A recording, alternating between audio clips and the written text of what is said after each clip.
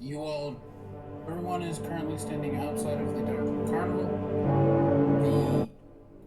The procession of the dead has just happened where a bunch of bodies that, pretty much just people, walked past you heading out into the continent to return home, where they'll find their final resting place. And Carnival is currently closed, but there's a bald elf standing at the gates with a clipboard in one hand, scribbling with a quill, and just seems to be waiting for something.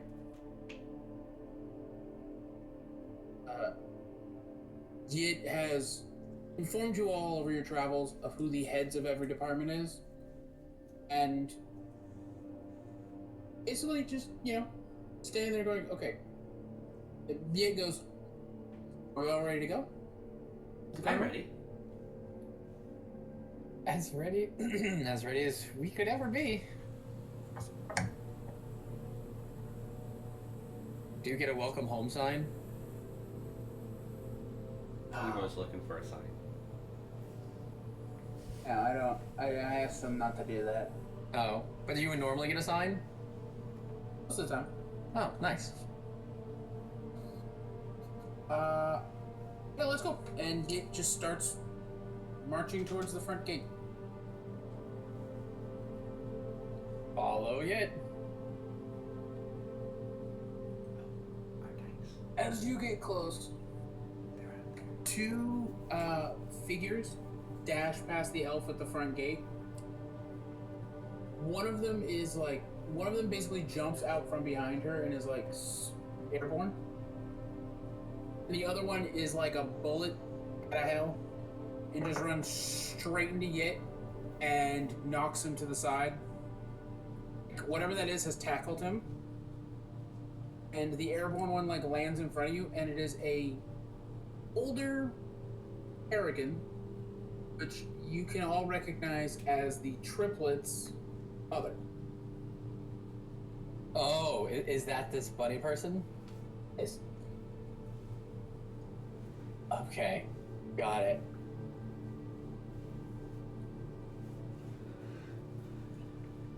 I mean, I will stand. I will stand and wait to be addressed, because I don't want to get turned into noodles. I am standing behind Lee Moy, trying not to make eye contact or look at anything, because after it said not to look at the floats, I just assumed not to look at anyone. Lemoy is actively looking for floats. Can you I also just make sure to regard everyone who does make contact. But Lemoy is trying to be very respectful, so he's not talking. Let's talk to him. For now. You guys hear banging and crashing in some shrubs to the side, which is where Yit and whatever tackled him ended up. The woman bows respectfully. She rolls her wrist in a hand motion to show that she's bowing to specifically you guys. Lemoy bows. Bows, yeah. Lemoy tries to articulate his wrist the same way. And she goes, "Why, hello there, young ones. I understand you are Yit's compatriots?" Hello. Dad. My designation is L3M01, but my maker calls me Lemoy. I have been told. It's kind of like he has to do that exact intro, or he feels like he hasn't said hello. It's what I've been programmed to do. She takes a single finger and points at each of you, going, "It would be Lemoy. Hello. It would be Ipu, the other turtle." What about me? No, what about me? That turns in finally. I've heard good things about you. She points at Axia. Axia, I take it. That would be me. I've heard quite fascinating things about you. And I would take it the one who is hiding is named Janae.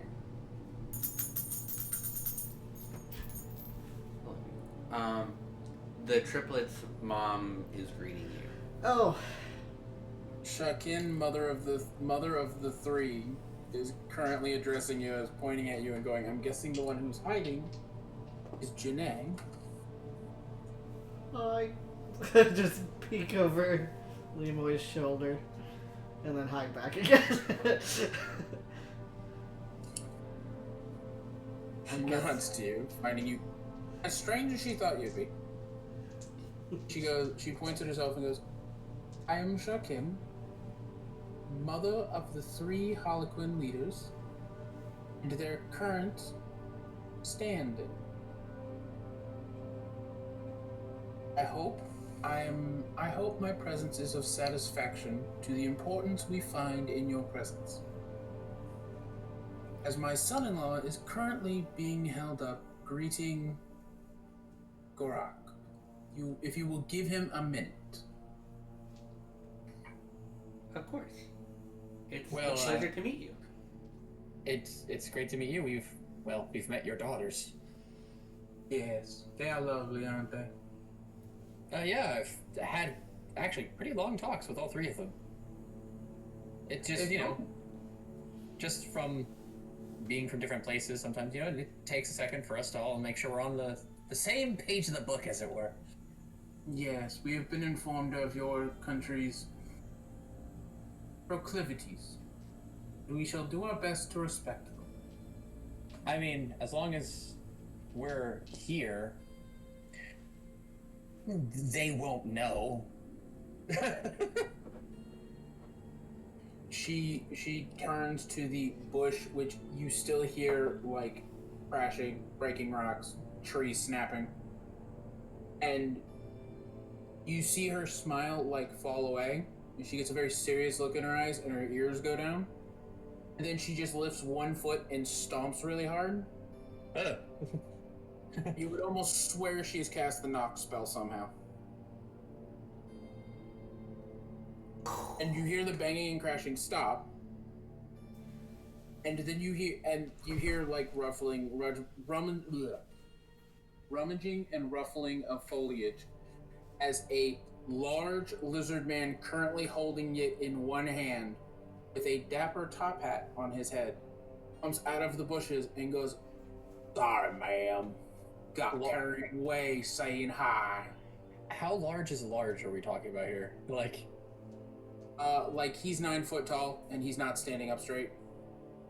So he's 9 feet with a hunch. Yeah. So he's probably like 12 feet tall. Probably. Oh god. And he's holding it with one hand? How big were his hands? Jesus Christ. Wow, you are very big. Thank you, young. So I take it these are his compatriots? Does that mean that we all get tackled? No, that's only for Yit. Okay. Yitty boy here is one of my oldest friends.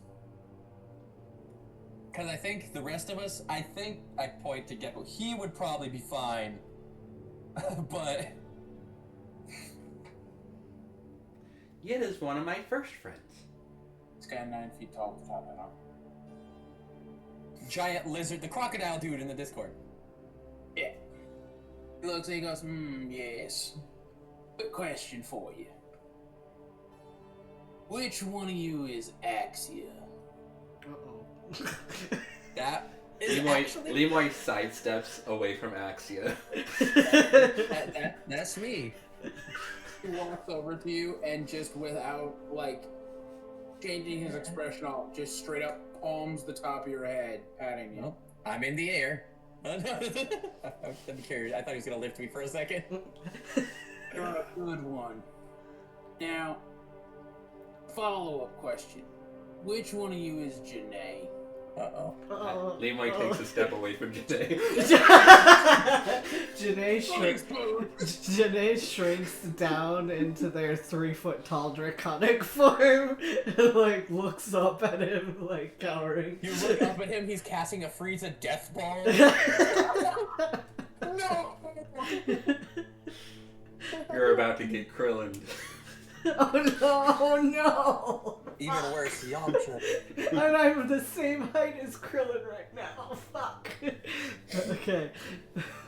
He goes to motion over towards you and then doubles over on one side because Yit has just drop kicked him in the ribs while being held. Oh, jeez. He goes, no. I get it. No, you're not allowed to. Don't do it. I need that one alive for goddamn sake. For author's sake, you can't go doing that. He growls and then drops Yit and goes, fine, Yitty. Do what? He points at you and goes, if you try to touch Starshade again, I will eat you.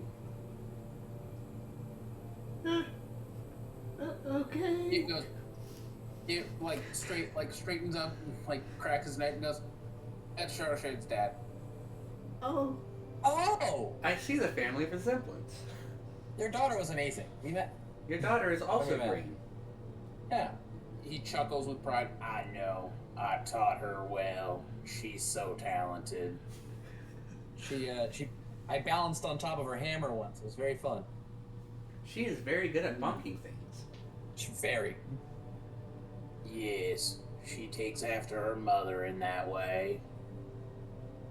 The hammer or the bonking? Both. Ah, okay. She got my good looks. I am totally not attracted to her in any way, shape, or form. Can I ask a question? Yes. For a normal, 3-foot being, how many bites does it take for you to finish that off? One, if I'm okay leaving some scraps. Alright. Good to know. Nimoy takes another step away from Janae.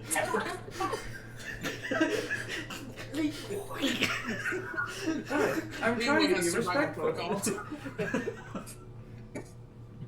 He walks over. You keep calling yourself a snack. Well, when have I said that? You said it yesterday. Yesterday? I didn't even see you yesterday. Most of the day. She leans over and whispers to you, I'm learning lying from Axia. Well, fucking stop. This is not the place to do it. Axia told me every time is a good time to lie. I feel like he took a conversation we had out of context. He walks over to Gippu. I swear to Gippu goodness, up in one hand. I will smelt you in your sleep, Lemoy. Stop. Well, you know what they say. He who smelt it dumped it. I'm going to die. I got that one from my dad. Really need to use his voice when I'm telling you what he's doing, because I keep doing that, and I think I'm confusing myself. Fair enough. He walks over and he picks up Gippu in one hand, by the back, and just looks him in the face. He goes, I like your belt. You've been a good friend to Yitty. I hope you stay that way. You're always welcome in the carnival. Geppo just takes a puff from his pipe and then looks at the dude unfazed, and it's like, okay. Just chill. This is such a funny visual. Just being held up by this lady. I love the idea that Gippu is just like, damn, this is some strong shit this morning. He's like, Token of appreciation. Sure, You can exchange it for prizes in the carnival. Prizes? Are there games? Yes. It's a carnival. My favorite game is the clown ball throw. I've never played games before. It's easy. The clown ball throw, and he picks up a rock, you take a ball and you chuck it at a clown. And he throws the rock as hard as he can. It whizzes straight past Janae's head and explodes a tree behind them. Lemoy is unfazed. Awesome. I bet Lemoy is. That passed by Janae. Lemoy didn't even see the rock leave his hand. It went so fast. He's still not happy Janae tried to sleep with Shade. He's like, Wait, Tried. what? Tried. Wait, what? Succeeded. Wait, what? Janae never slept with Shade. Didn't you? No! you know that. Shade that. hugged Janae. And that was it. Yes. But Yit told Janae not to hug Shade, but Janae let Shade hug them. And that's why they're being threatened right now. Yes. I don't know if you remember this accurately, but you ended up taking a nap next to Shade in a bed. Yes. You didn't do anything. I know that. You know that. Yit doesn't know that. Oh, yeah, you wait, did. no, You Yit have to was remember crawling that on at the that time, ceiling. Yit, like, was Yeah. in the doorway, acting But like you- a grab. yeah. Yit was...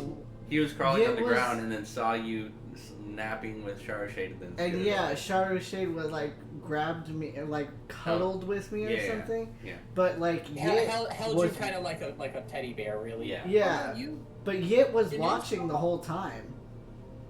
saw Yit. Just that Janae also got terrified by Yit, glowing eyes and all. Yeah.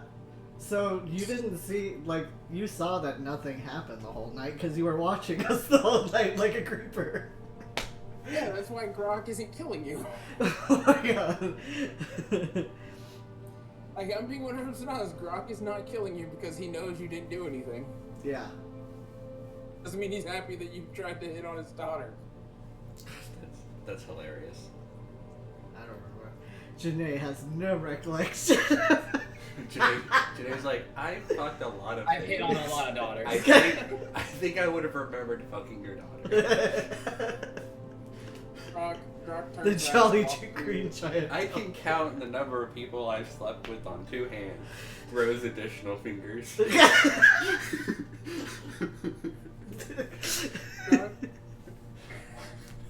Grok turns and walks through your entire group, holding his hands up and going, "Now, let us adjourn to the Carnival of Wondrous Ploys." And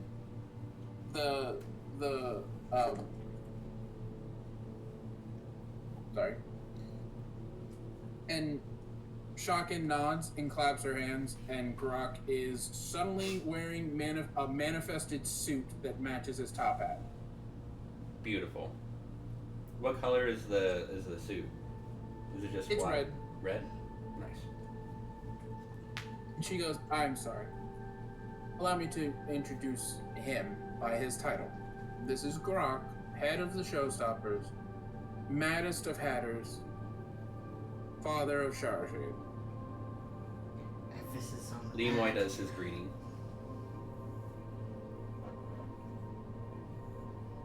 Grok goes, "Oh, yeah, I probably was supposed to tell you that before." You were very excited, to be fair. "Yes, it has been a while since old Yeti came back to say hi." Yeah, he walks towards the carnival and Yit follows him. Lemoy follows the it. I mean, that's what the rest of us are doing. When I they assume we're all following it, so it just wanders off on their own. Good luck. Janae is basically like riding Lemoy's right leg. Just like putting both feet If you want, Lemoy will pick you up and wear you like a backpack. Like piggyback. No, they don't want to be that high. Okay. they're just literally clinging to his leg. Like, What is Lemoy's strength? riding 18? his, Yeah, his okay. right leg? Lemoy is walking like a dad Like little kids like do. a dad that has a child on his foot. Yeah. Can I get a perception check from everyone real quick? Absolutely. Coming right up. I'm going to I'm sure purposefully this is fine. fail. That's gonna be a 19 for Lemoy. Okay. 18 for Axia. My perception is like a +2 or something. Yeah. 17 for Janae, but Janae's like actively burying their face into Lemoy's legs, so Okay. they're not trying to perceive anything. What did Janae get again? Sorry. Like a 17. Okay. You all feel like there is someone near you, but you like there's no one there. As you approach the bald elf standing in the front gate, who is still scribbling on her clipboard, not having reacted at all to the giant lizard man and rabbit person who just leaped out from behind her. And you all see something you've never seen before, which is Yit immediately smile and just start running up to her going, "Grandma!" Oh, this bald elf person in the pictures is Grandma? Yeah. Well, they aged well. She holds up her hand to stop Yit from running into her, going, remember the rule? You're too big for that now. He goes, "Okay. Mom." She goes, "Good boy." You made it all the way back. And she looks at all of you and goes, "How are you all doing?" I'm doing very well. I'm excited for the games. Hello. My designation is L3M01, but my maker calls me Lemoy. Yes. And the other two stand and bow to her as they walk past. Lemoy She will bow. scribbles down and goes, "So, Lemoy, Janae, Axia, and Gipu." Yeah, that's all of us. Cool. She looks up and goes, "I guess I should explain the rules to you, as I'm fairly certain little Yit hasn't. Do not kill anyone on our grounds, or else we shall destroy you. Do not destroy any of our property, or we will destroy you, unless you are otherwise told that it's okay. Don't try to extort, terrorize, or make a demon incursion in our carnival, and we will be perfectly fine, unless you are doing it in some form of entertainment show, in which case you can happily summon any demon that you want. We will deal with the ramifications afterwards.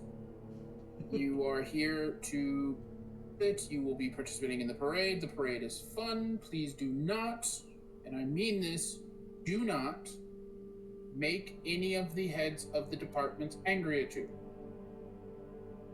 Lemoy looks at Janae. And by that, I mean, do not hit on any of them." Lemoy continues to look at Janae. She's deadpan looking forward. She's not even, like, but everyone knows. Yet, like, looks at Janae, too. I love how Axia somehow just completely broken that stigma on himself somehow.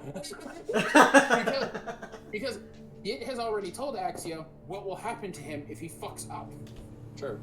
Janae doesn't listen. Question. Yeah. I have a devil that talks in my head. Would you like us to remove him? Would you like us to empower him? Would you like us to leave it alone? I'm just saying, like, am I allowed to come in still? Absolutely. You mentioned demons and stuff, so I figured you know what devils are, so I don't think it's a problem to tell you, but... Oh, yes. Actually, we already knew about that long before you came here.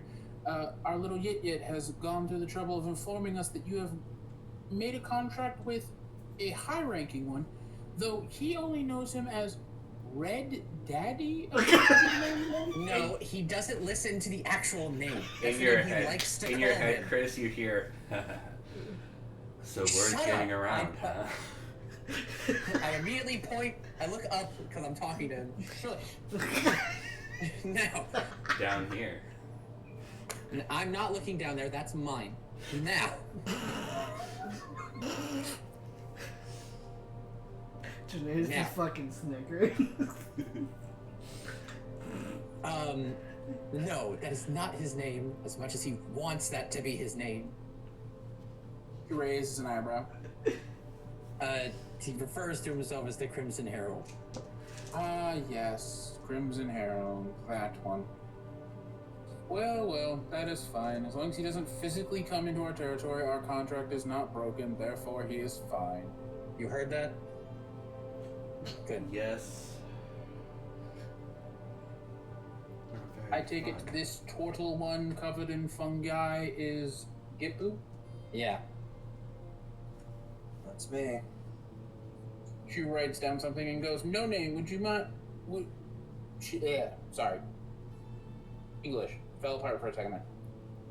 She scribbles down on her paper and goes, and she goes to say something, but it yet again sounds like the scratching of a pen on paper, and goes, would you care to tell me what their significance is?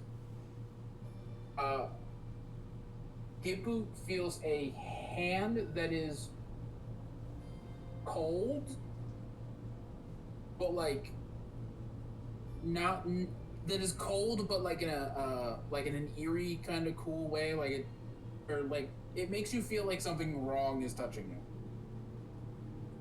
And behind Gipu, well, Gipu's the one who notices it first, is a portal, but this one has black eyes and has what looks like ink leaking out of multiple injuries and its eyes and its mouth, but the ink seems to just disappear if it gets on anything other than himself or falls from him. It seems to just cease to exist as it goes towards the ground. And he whispers something, and each of you hear something different. You hear him describe your personal part in the story, your personal parts in the story. He recaps some of your past events. Janae hears that they are someone who has an interesting origin, that they have seen many hardships, and must come to grips with what they are now, but will be an interesting subject moving forward, and is a part of the main character's party. Gipu has gone from being the herald of a dark being to the herald of a light one, has gone from being the herald of decay to the herald of rejuvenation, and may be the main character. Axia has gone through many personal journeys and has since become someone who is also in the running for main character. And Lemoy is he who has found a soul, and hence shall be a member of the group's party. You all only hear the part that pertains to you. And then No Name starts walking forward into the carnival, because he's done evaluating you. And as he goes, you all notice there's about 8 other druids of different races that walk past you that you did not know existed before they moved past you.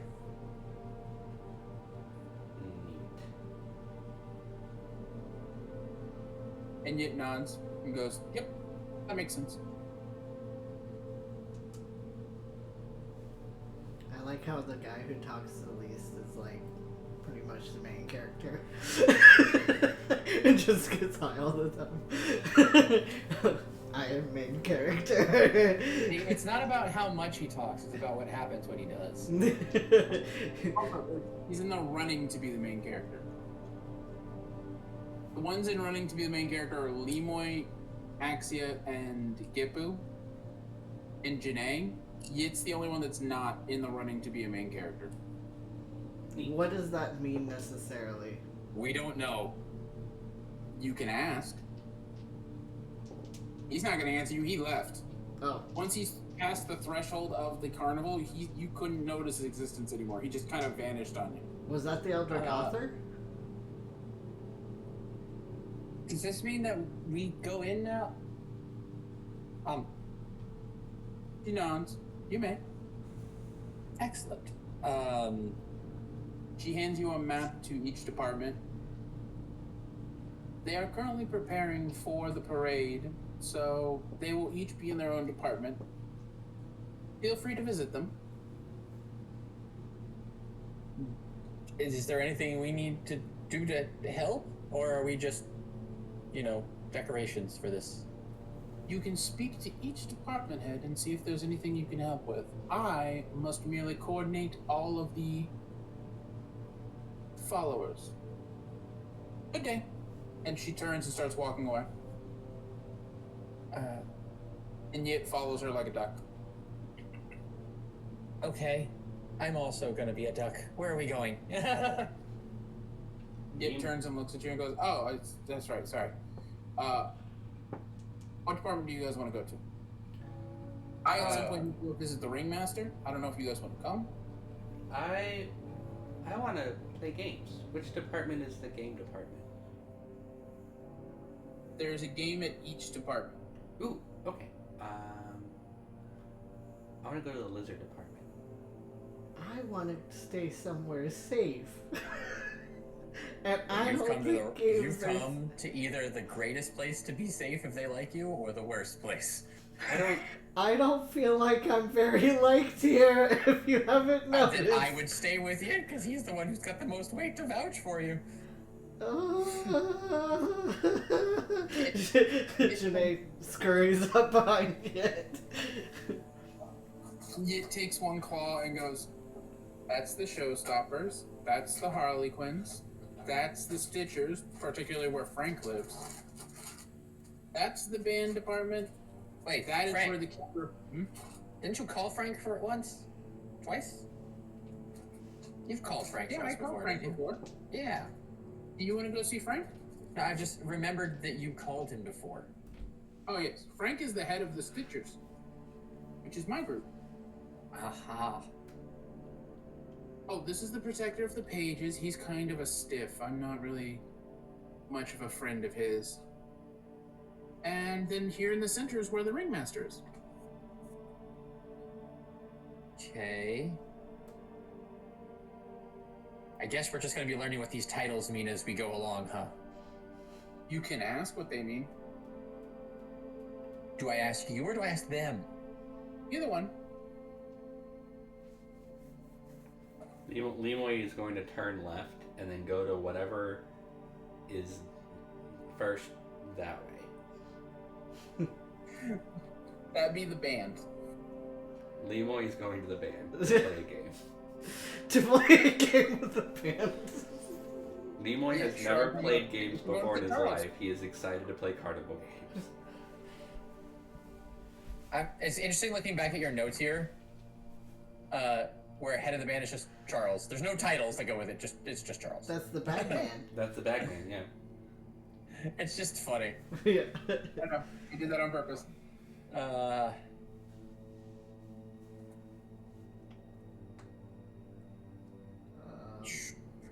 Janae There's so is much here. going to try and crawl up Yit's shell like a scared lizard and hold on to the spikes protruding from his back to just I think try to Okay. I think it's hilarious that there's also a princess on your shoulder. Yeah. So it's like a lizard clinging onto your shoulder, you clinging onto A lizard clinging on the head. Yet I have questions for certain things that I have seen. Who would be the best person to go talk to about these questions? You have questions about what you've seen? Things that apparently you guys don't remember. So. Oh, then you want to go talk to either Frank. Guess she'd be mother-in-law now, or the ringmaster. Okay. Did you Or Montin. Or who? Oh, the one that you didn't care for? Yeah, no, he's a stiff. I don't like talking to him. He's not fun. Okay. He's a good guy. He's just not fun. I'm trying to figure out what that means here, though. What does not fun mean here? He doesn't do anything entertaining. It means death. It all means death. He's just a regular guy. He reaches back, grabs Janae off of his shell, pulls her off, and is like, "Stop a it." regular dude in a button up with a pin protector. You want to go see Montinti? Who? I'll figure it. You know what? I do want to talk to the ringmaster at some point, but I can do that later once I learn a little bit more what's going on here. Okay. as you guys have been walking, you end up like standing in front of Charles, who is the bagman. And he turns and looks at you. He waves. Leroy waves. I wave. Introduces himself in his normal way.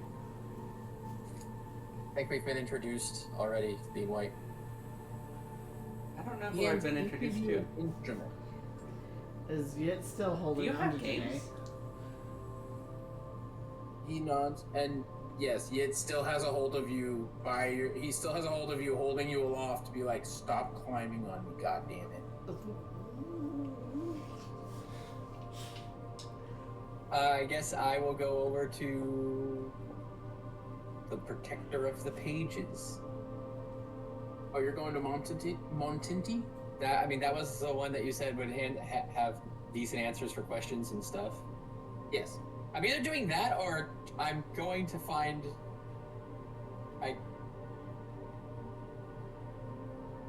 Yeah, just because he's the one that I know the very least about based on your story so far. Okay. Each of you that stayed with Lemoy are given an instrument. And they're all weird instruments. I would like Janae to roll me a sleight of hand check. Lemoy to roll me an acrobatics check, and Gitbu to roll me a nature check. I think my sleight of hand is like a +5. 21 ish. Hey, that's not bad. That's a 19 for Leroy. So, Janae does her best and is okay with the instrument. Lemoy is better than Janae, but is still just somewhat okay. Gitbu's the best of you, but it's like, okay. Gitbu knows how to actually work what the instrument he was given. Each of you were given like this, like a shell with like little knob jewels on it that you have to touch and like manipulate in order to change the sound that comes out of it. And Gitbu did the best. Cool. An ocarina. Of time. No, No. like Is it like one of those drum things? You know what I mean? It's a kazoo. It looks like a turtle shell, but it's got holes on it. imagine that mixed with a pair of bagpipes. Ah, okay. A Trinidad steel drum mixed with Bagpipe, yeah. bagpipe. Oh god. Charles like walks over and starts trying to show Gitbu how to do it because Gitbu's the best at it out of all of you. This is only my first time. Roll me a nature check with advantage. That's what she said. Actually, disadvantage. 6. You perform perfectly. You go from like being okay to being magical. Like you've been you play this instrument like you've been playing it your whole life. Okay. You get the theme of this instrument. Here's a hint. Janae rolled a 21. Played like crap. You just rolled a 6. It's like reverse. Yes. The worse you roll, the better you are. Fun games. Gitbu gets given a gold coin. Yay!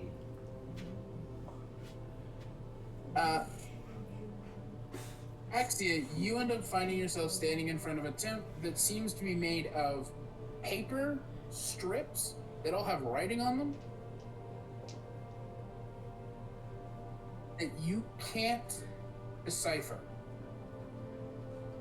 Oh, I should probably roll my super cards for the day. Yeah. What if I roll the ones that give me comprehend languages? You never know. You never know. You might find something out. Okay, so it's D20, odds and evens, need 2. I have an even and an odd. So I get one major, one minor. Let's roll the minor first. 1, 2, 3, 4, 5, 6, 7. We'll re-roll on 8. So I got that one. So I have the Demogorgon minor card. I can cast Fear. Excellent. Okay, and then for the major card, the same count. 1, 2, 3, 4, 5, 6, 7. So I actually have a appropriate. Of course I did. The Eldritch Author. No. I don't have the major card for him. Oh, okay. I do have the major card for the Crimson Herald, though. Hey, let's go. Red Daddy, baby. He came to the carnival anyways. Yes, he did, which means I have a passive that gives me... I'm basically under the effects of Bless. You get a d4 to all ability checks and saving throws. You want to try to decipher the writing on this tent? I mean, why not?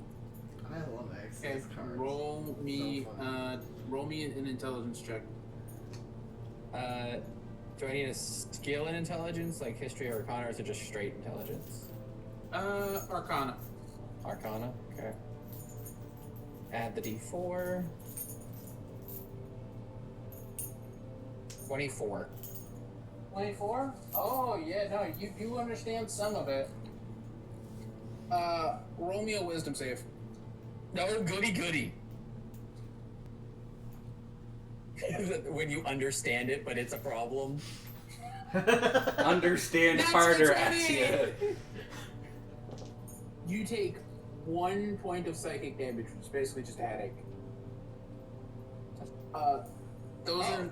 I take every- 5. I've resisted. Yeah, so you don't take any. You understand that those strips of paper are basically stuff about the Eldritch Author and stuff written about other things that you don't really understand because they're not complete stories. Would I understand it with the circle of comprehend languages? They are missing pieces. Weird. Do you wish to go in the tent? I will go in the tent. I feel like them being unfinished stories is exactly what gets people to come into this tent. Probably. When you enter the tent, you find a man sitting with like 30 books open around him, all sitting on stands, so that like almost like someone was actively reading all of them at once. And he is sipping tea, facing the doorway, in his black armor, and looks at you and goes, "Hello." So which one of these guys is... Do we have a picture of this guy yet, or no? Yeah, he's the human in black armor. Oh, he's this guy with the green hue on his picture. Okay. Yeah. Oh, Looks at you shit. and goes- He puts his cup down and goes, "I am Montinti, the one to worship the art, and the one to keep the pages. Welcome. Are you aspiring to join the carnival?" I'm currently a visitor of the carnival. I'm with Yit. My name is Axia. Understood. I did... Is it on purpose that some of the stories on the outside of your tent aren't finished? Yes. Okay. To get people to come in here to ask that question, I bet. Sometimes. The finished versions drive people mad, so... I had a question about that, too. Yes. I've been with Yit for a while. And I've seen stuff. Stuff that other people can't seem to remember. My condolences. No, I mean, it's very cool. I'm not sorry about it. It's just... I don't get it. I'm missing something. You need me to explain. There's the easier stuff, and there's the harder stuff. Why don't you start with the easy stuff? Okay. I believe this is probably the easiest one. The red moon thing that no one seems to recognize. Oh, that's... I've seen that, I think, 3 times now? Yes, unfortunately, us transferring across dimensions means that the Ringmaster casts his favorite spell to help people ignore it. His favorite spell is Tasha's Hideous Laughter. So that's the Ringmaster just casting a massive spell? Well, it's either that or you go insane. Okay. I wonder how he's making people forget. Oh, that's just a side effect of the trauma. Oh. But if he had lived here, why does he have to get affected? Yet finds it fun. Oh.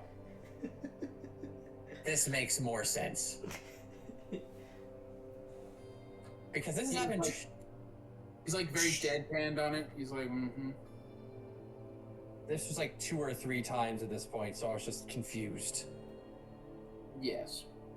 Many of the Carnival patrons find it more fun to give in to the Ringmaster's magic than to fight it. Okay. In their words, fighting it is boring. I mean, I think it's neat that just you don't have to, you know, the ability to fight it, I think, is interesting. Okay, so then that brings me to the next question. We were traveling a few times through this special channel in the astral plane. He nods. And the reason we went through there is for speed. And we've been out there a few times at this point. But twice, well, for me 3 times, but everyone else only remembers 1 or 2 times. Every time we go out there, there's a chance that people don't remember what they see out there. Yes. You journey through the far realm. Yes, that's what Yit said. But I remember everything I've seen out there. That is because apparently you are quite intelligent and quite wise. Which doesn't make sense because I feel like I've never studied any of those things. No, you misunderstand. The far realm is not about understanding. The far realm is where understanding no longer applies. It is a realm at which space, time, and all things that we consider concrete become concept, and everything that is considered concept becomes concrete. The things you see in the far realm don't exist, and yet they are the source of all existence. It's the paradox of the far realms. For instance, that is where the Eldritch Author lays. I saw him. Congratulations. Apparently, that's what Yit said. It said I saw a part of him. Did you see a pair of glowing eyes and a quill? I do remember the eyes. I don't think I was shown a quill. Ah, then you are merely halfway to step 1. I mean, I saw more when Yit did his ritual. Yes, I was informed that Yit has decided to take on my department as a 2nd class. But I don't know. It's been a lot, but I have no way to know what any of it, like, I don't even know why I'm being allowed to remember everything. I'm sure it could choose to make me forget if it wanted to, right? Yes, but apparently that would corrupt your story. The thing you must understand, young one, is that he puts down his tea on the table and stands. The Eldritch Author will not do anything that will make his stories boring. But the story has already been written and is being written. Therefore, they must be entertaining. If taking away your memory corrupts the story and robs him of entertainment and robs us of entertainment, there is no point. Life is about fun and entertainment, and if you cannot have those, then there is no point in your goddamn existence. I can agree with that. I do have a lot of fun. He starts walking towards you. The thing that you must remember is that you are not just entertaining yourself. There is a higher being watching you, making sure that you are entertained. You write your story. It has already been written.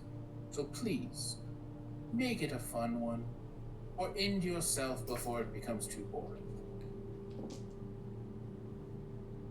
I have too many plans left, I think, to do that second part. Good. I take it you are someone who does not bow to these gods, as your people call them? No, I haven't. Though they've been very, very active with me and my group recently. Talked to some of them, actually. He nods and goes, good. It's always boring when the interesting ones fall to those higher beings, if you wish to call them that. Yeah, it's, my perspective on them has changed slightly since meeting them, but not in a way that makes me serve them. It's more like a better understanding of who they are, what they are about. He nods and he flips something out of his hand towards you. Do you try to catch it? I will. Is that me? Roll me a reflex save.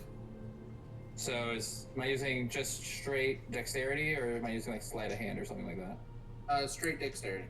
Straight dexterity. Well, I'm good at this, so that's good. Add the D4,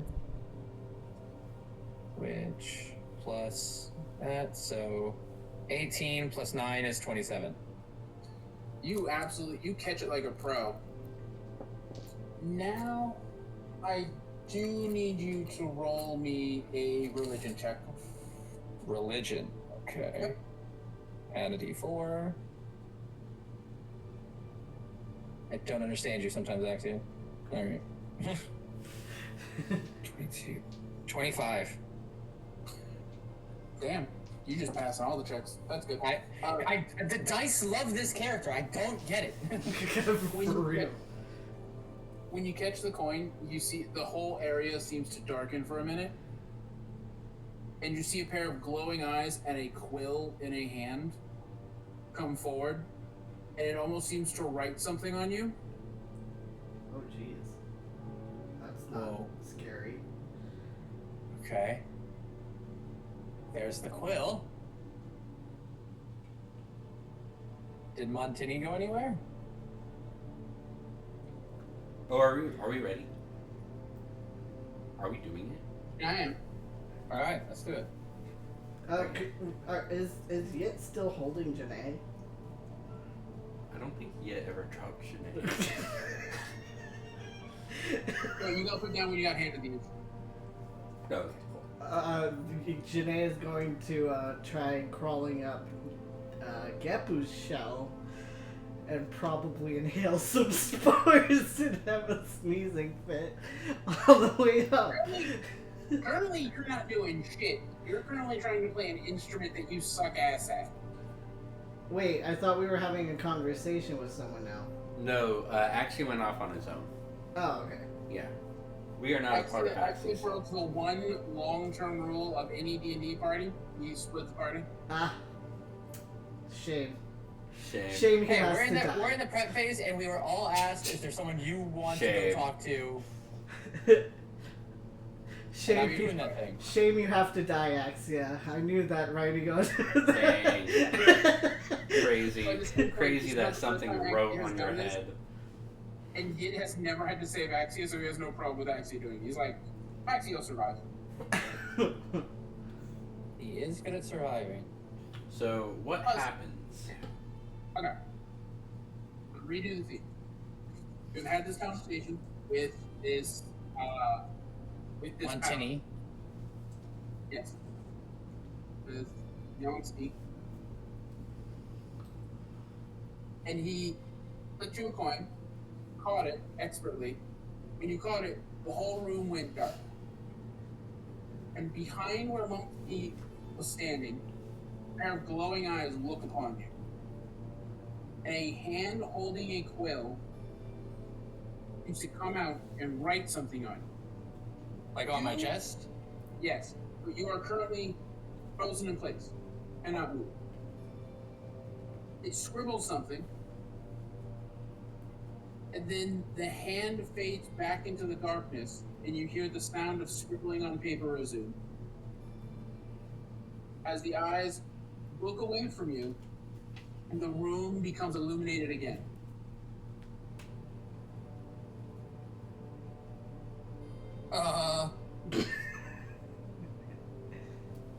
This is a very special coin. Yes, it is. This mountain.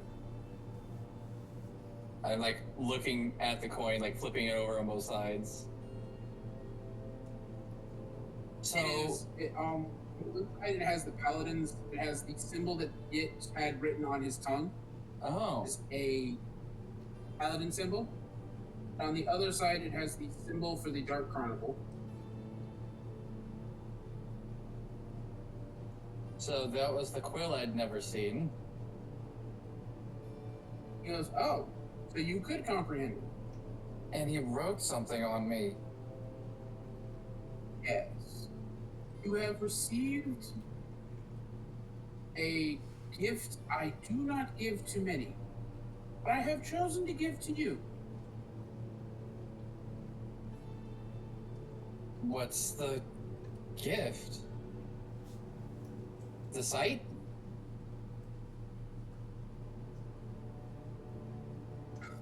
No. What you have been given is a death wall. Oh. Thank you. Do not worry. It is not connected to the coin. I merely used the coin as the medium to cast it upon you. Because you seem to be an eldritch author's favorite. Please go forth and to make your story and all those around you truly entertaining. I'll flip the coin, catch it like a snatch type motion. Then I best not let anyone down, should I? That would be for the best. I would hate for the Baron and the author to get into a fight over your soul. The goal is to make sure that Baron can't have it. Good luck. Thank you. I give like a small bow. He bows. And you're way better than Yit paints you to be. As I walk out. Yit is one who enjoys the chaos and the craft. Is not one who seems to. Is not one that I get along with. After all, I am his disciplinary uncle. The coin flare was very nice. I don't care what they say about you. You're a great guy.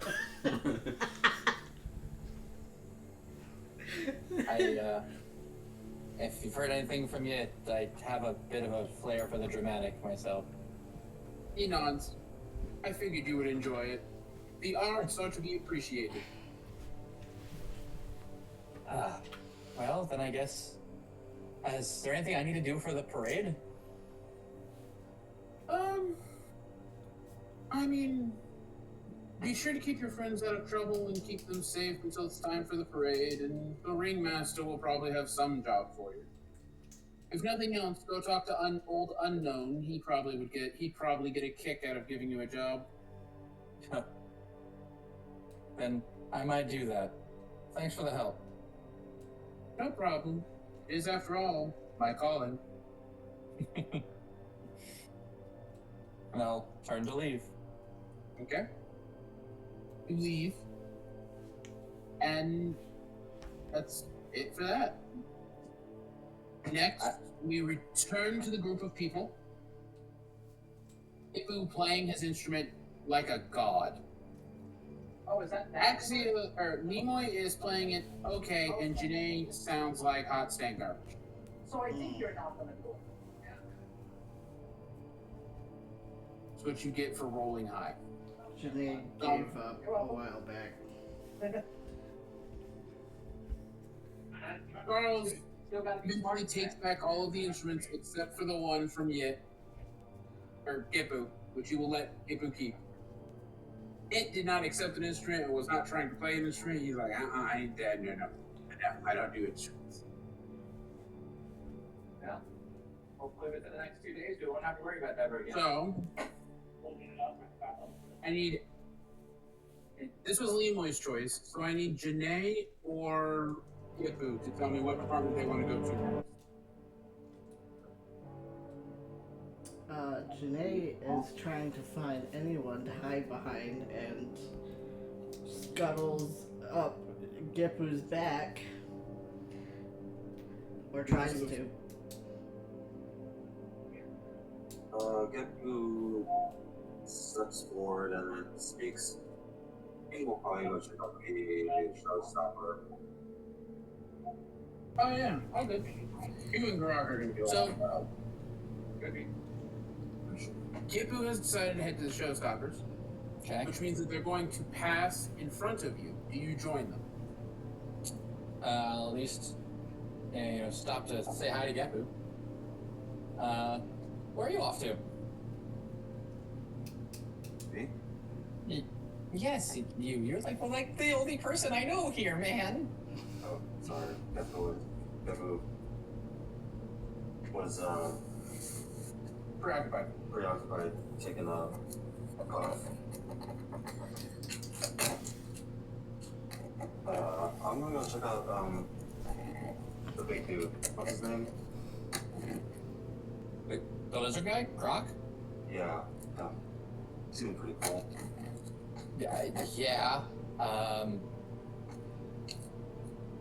I would, but I'm not sure I'd survive that. Oh no. I don't think he could do.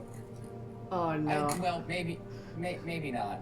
He did give me a pat on the head. He was very nice about it.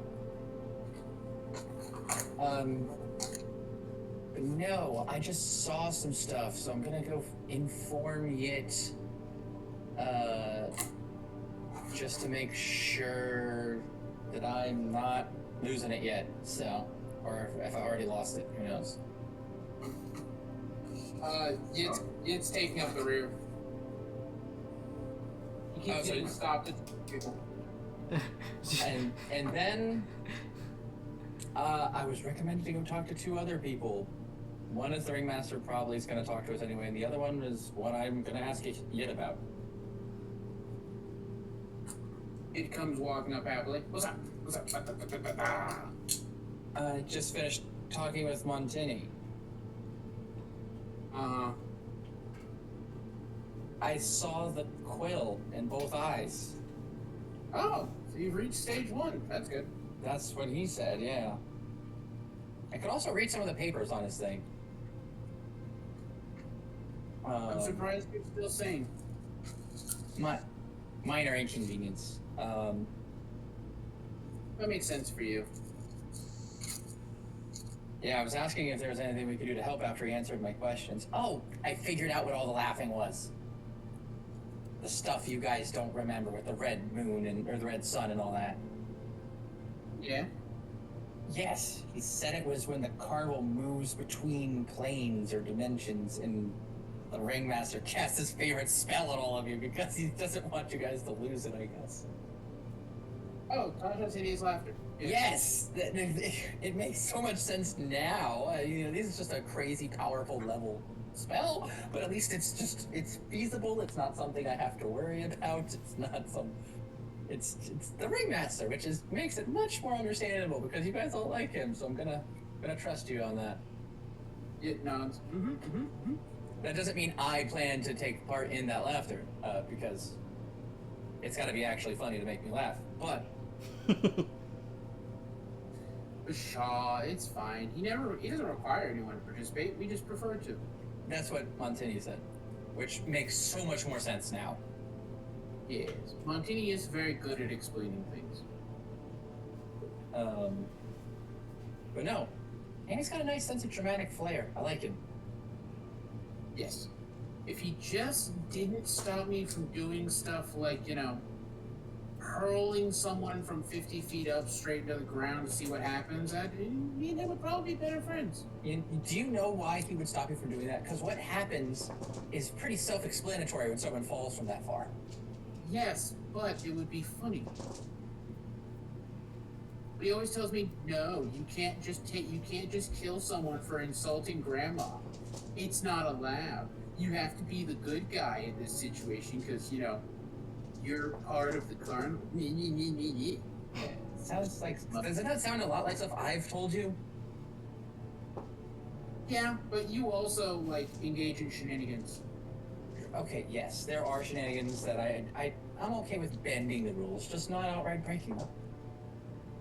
He doesn't. He's the rules guy. His job is actually to maintain the rules. I don't know why. But Well, yeah. he did say he was the disciplinary uncle, so. Yeah. He once put me in timeout. That sounds funny. I wish I could have seen that. I'm older than him.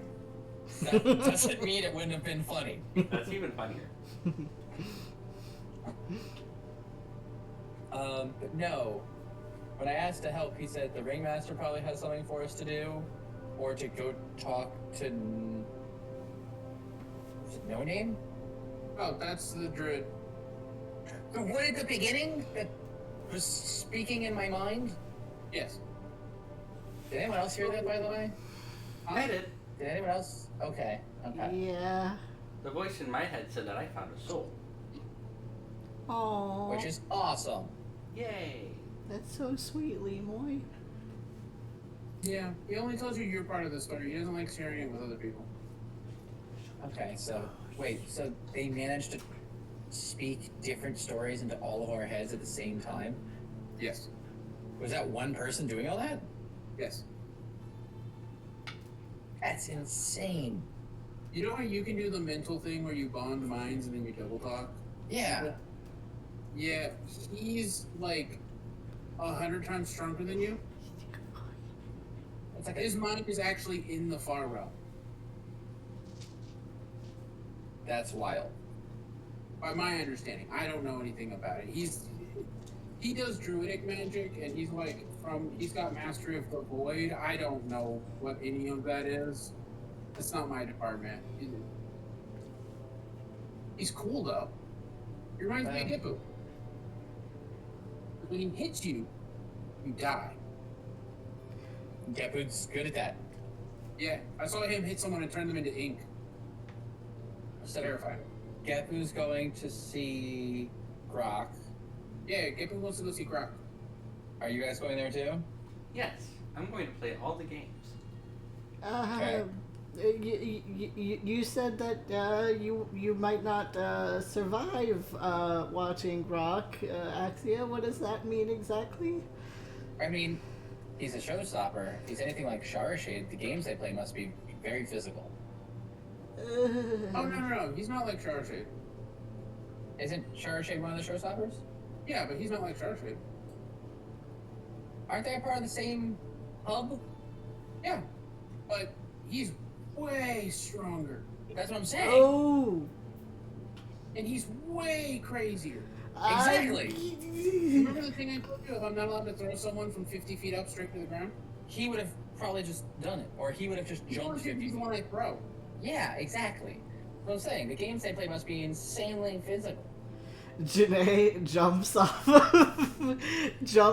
of Geppu's shoulders. I don't want to die. I don't want to die. I don't want to die.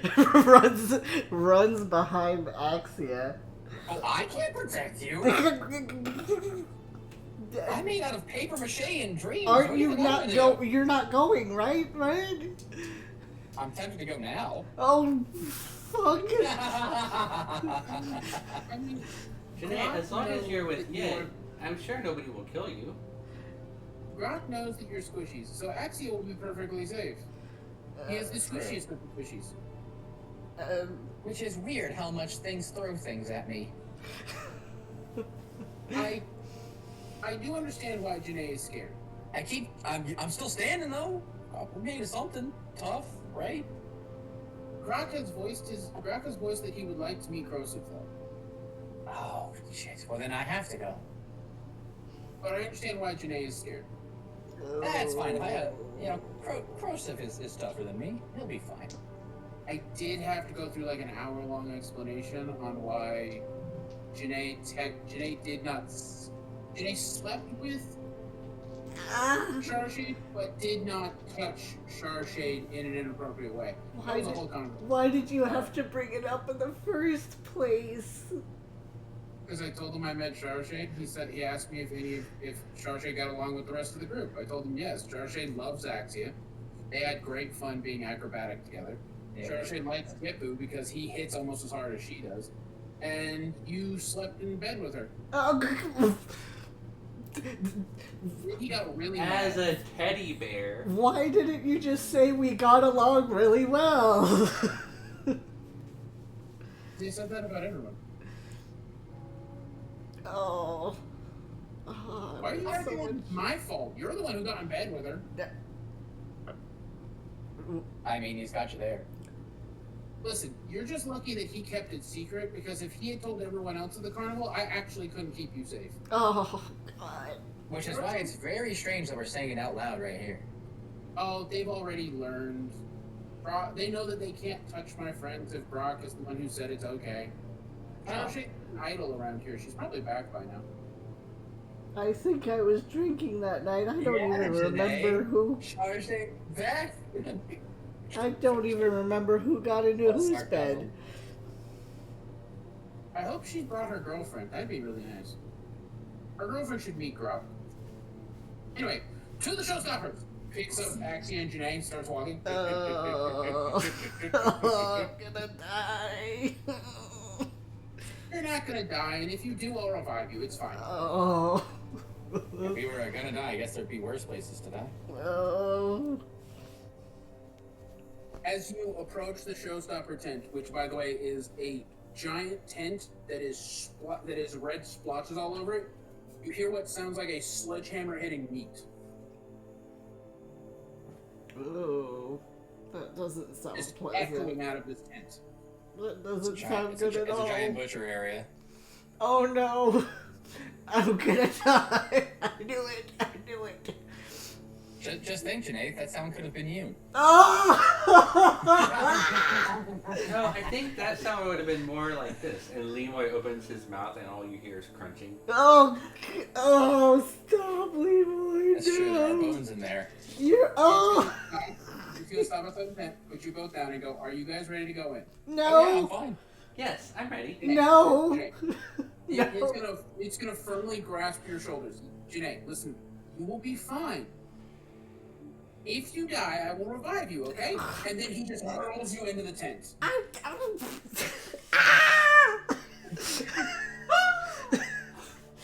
The fastball special. Wilhelm scream. You end up flying in as everyone else enters normally. Oh God. Roll me an acrobatics check. I don't know my acrobatics set, man. Why you do this to me, man? I rolled a flat 15, but I think my acrobatics is like plus 1 or 2 I or think some your shit. dexterity is plus. Acrobatics. Right. Right. Oh, okay. Acrobatics is dexterity. Okay. I think your dexterity is plus 2. Maybe. I think so. Okay, 17. Actually, I can double check. Oh God. Pulling up my Well, stats well, sheet give me a moment. that has your stats on it. Doot, doot, doot. Doot doot doot. It should be on our chat too, right? Plus, yeah, plus 2. Plus 2. Yeah, Okay, plus yeah, 17. So you come to a tumbling roll stop at the foot of a certain showstopper, who is a large, very fit, green tiefling missing a horn. Sorry, half a horn. Is that Charishade's dad or Charisade? Charshade. It's Charge. Hi. Hi! It's been so long. How are you? I'm well. Sort He of. leans down and goes, "I'm so happy you're here. Did the others come with you?" They're back there. Yay! She hops up and she steps over you as you lay on the ground. and runs over to the others. She picks up Gipu in a hug. Gipu, it's been so long. She squeezed Gipu hard enough that a normal person would be destroyed.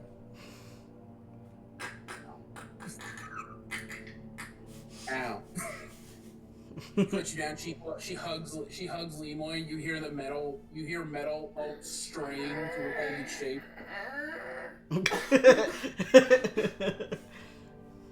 She gently hugs Axia. Puts Axia back down. At this point, Janae, you realize that there is another woman standing next to you with a gorilla-like guy, with a gorilla-looking creature standing next to her in a pair of red boots. Red bow tie. With a red bow tie. A chimpanzee. And she's laying down looking you in the face. Hi. Actually, she would be the same height as you because she's a halfling. I'm on the ground right Oh, now. that's right. I'm like sitting up.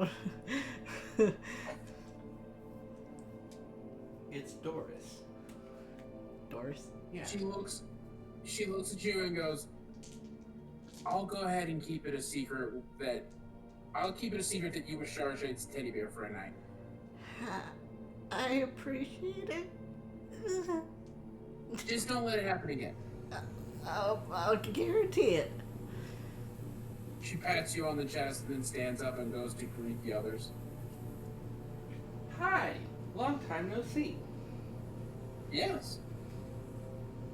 He goes, so this is the showstopper tent, I guess. As you look around the tent, you see multiple people practicing with weapons against dummies. Some are just barehanded beating the shit out of a dummy. Others are swinging axes and swords. There's some over there that have whips that are just cracking them on the dummies.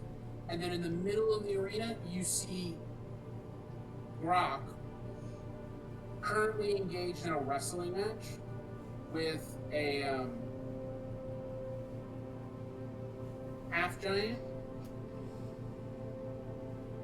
And they're just throwing each other to the ground. That's where the meat being hit by a sledgehammer sound is coming from. Every time they throw each other to the ground, it makes a loud thud noise.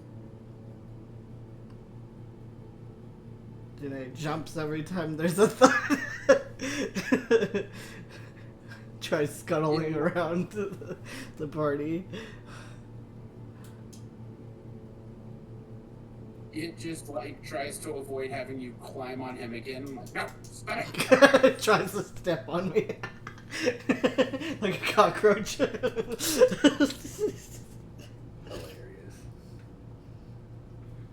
Lemoy is looking around for whatever the game is here. He assumes everything is games. Carnival is fun time. You come to a strength tester that everyone has been trying. And most people can make it pretty high from the carnival, but no one's managed to ring the bell at the top. Oh, yay. Lemoy's gonna try, of course. Lemoy will... is there a hammer, or do I pick up a Yeah. person? Either or. Either or. Oh my god. Don't even. Grabs Ginny by the foot. Oh, I'm kidding. 12 to 6. I would Bam! never. Lemoy would never. But Lemoy does pick up the hammer. Okay, I'm back. You know one of the strength testers where you hit the weight and it shoots the weight up the pole and has to ring the bell? Yes. Yeah, sure. You can do anything you want to increase the damage or decrease the damage. It's completely up to you. Is it by damage or is it like a strength check? It's by damage. By damage? Yep. So I could fireball it? Well, you have to do physical damage. Oh. Like, you have to actually hit it. You could cast Fireball and slap it. I don't think it'll do much. Yeah. Actually, it'd probably score you really high, but it'll also piss off everyone around you. Yeah. And incinerate the fucking game a little bit.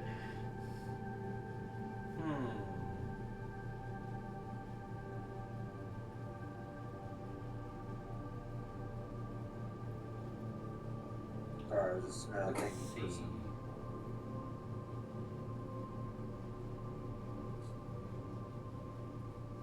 I mean, this would be yes game, honestly.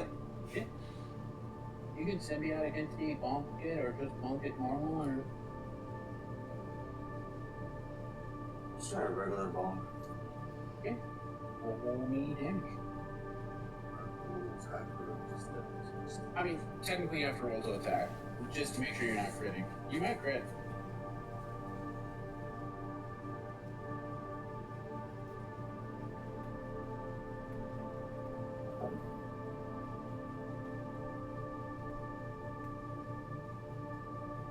Here's what Lemoy's gonna do.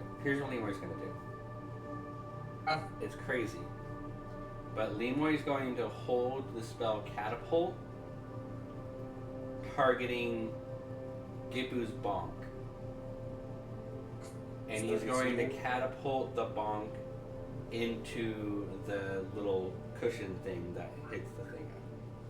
Well, Lemoy's gonna have to wait until after Gipu does his.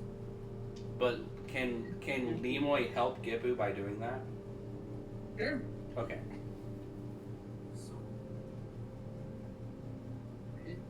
Yeah. 1d8 is 10.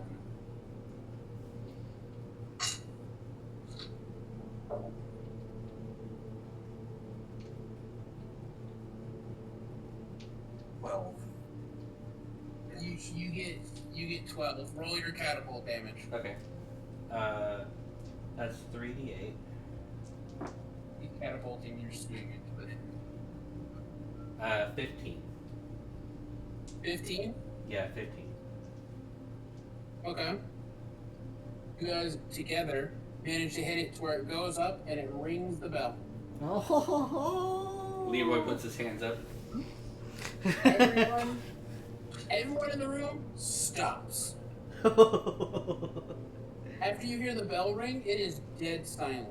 No one is even breathing at this point. Or at least that's what it feels like. Uh-oh. Leroy looks around. Hands down slowly. Brock walks over and goes, "Did y'all ring the bell?" No, Yes. No.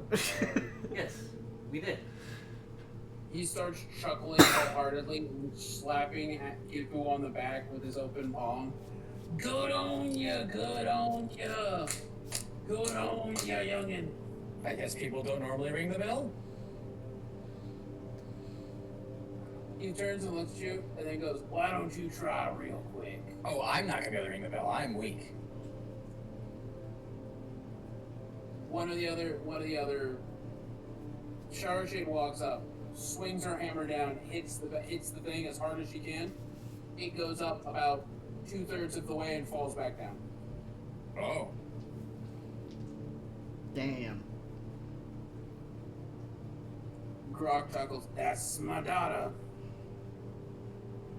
Always trying her best." So anyway, you managed to ring the gong. That means you win 2 prizes. Leroy's happy. He hands you one of his gold. He hands you a gold coin. This one specifically with his symbol on it. Lemoy has digital hearts in his eyes. He hands it to Gipu. And he goes, "This is your first prize. Passing my game. Test of strength as it is. You get to fight me if you want. You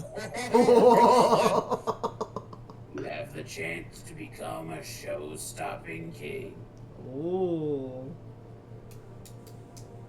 Do it, do it, do it. "That's fine. I understand you have a story to do. Can't go tie yourself down with the department today. Oh, He he looks was at to you fight and him for goes, the "Do any of you department. want to join in me in the ring?" Lemoy looks around. That Begins to is raise his not hand. my field. Puts his hand back down. Okay.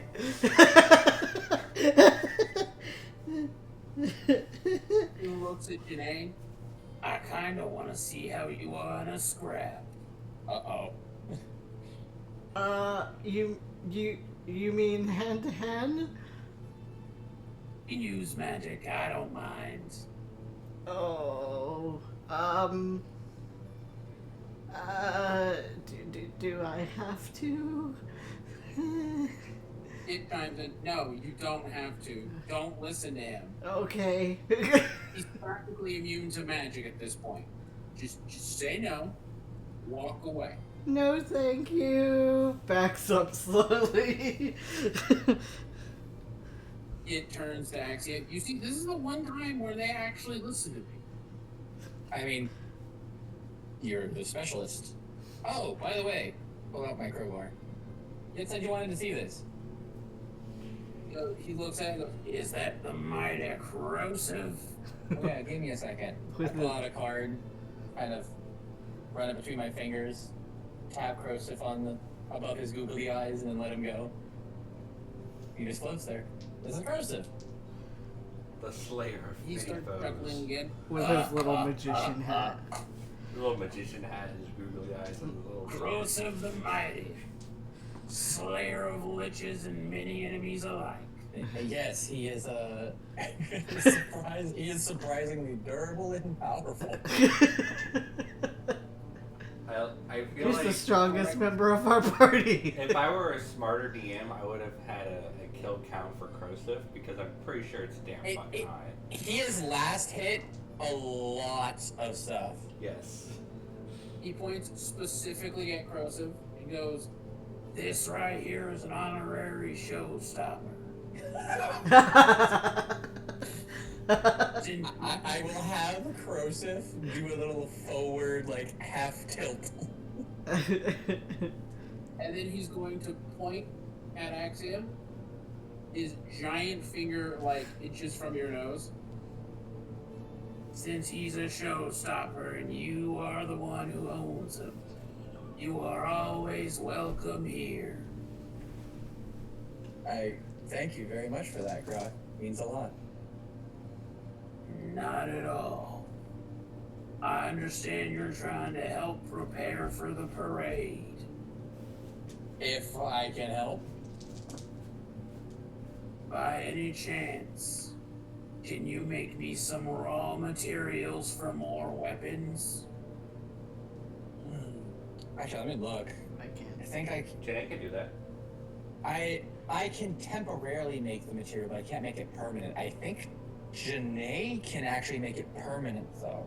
Janae has the spell creation, Wait, what? I think, right? No. I have a feat that allows me to create spell components. No, not spell component. Not spell components? You have a spell called creation that lets you create non-living. No, I don't have that spell. You also have He rubs fabricate. his chin and then I do points, have fabricate. "Can you make me a whetstone?" Can You I? can make a whetstone, yes. With fabricate, you can. Okay. Oh, he's pointing at Axia. Oh, yeah. How long do you need the whetstone for? "Only for a little time." Then I pull out a blank card, show it up to him. Is there a particular color you want the whetstone? "Doesn't matter to me." It could have polka dots. "That'd be nice." I make a black and with green polka dots, like the bright, like neon green polka dots. And I place the card down on the ground, and I just start to slowly pull the card up as a whetstone appears. You see him, like, he becomes very calm and pulls out a giant like, super dangerous looking battle axe. And he just starts sharpening the battle axe on the stone. And he does not talk to anyone at that point. And the whole time he's sharpening, he is not able to be disturbed at all. I look over to Yit when I see him focusing. That should be there for a few, I think like 5 hours is how long I can keep it together. Oh, then yeah, it'll be plenty long enough. Alright. Shade hops over. Yeah, Dad'll be sharpening his axe until it's time for the parade. Oh, the parade's happening that soon, huh? Yeah. Do any of you want to do anything in particular while you're here? I would like to play all of the games. And you're gonna have to visit every department. Okay, I already visited Charles, and now Grog. Well, don't go to Monty. You don't have to go to bother Monty. He's a really busy man, and he doesn't really have any games in his department. Oh, okay. No, but he was very nice to talk to. Ooh, I wanna talk to, and Lemoy opens his mouth, and you guys hear the sound of quill scratching on paper. Oh, you mean old No Name? He's in the druid department. Does he have any Keep heading games? that way, and she points in a direction. If you keep heading that way, you'll eventually run into his tent. It's a little hard to notice sometimes, but you'll be able to see it Okay. eventually. Leeway will go the direction that she is pointing in hopes of games. He's very much enjoying all the games. Does everyone follow Lemoy, or does anyone want to go to a different department? Well, You want to go to I feel like Stitch. the ones remaining are Stitch, Lemoy's headed to the druid department, and there's the Harlequins. well,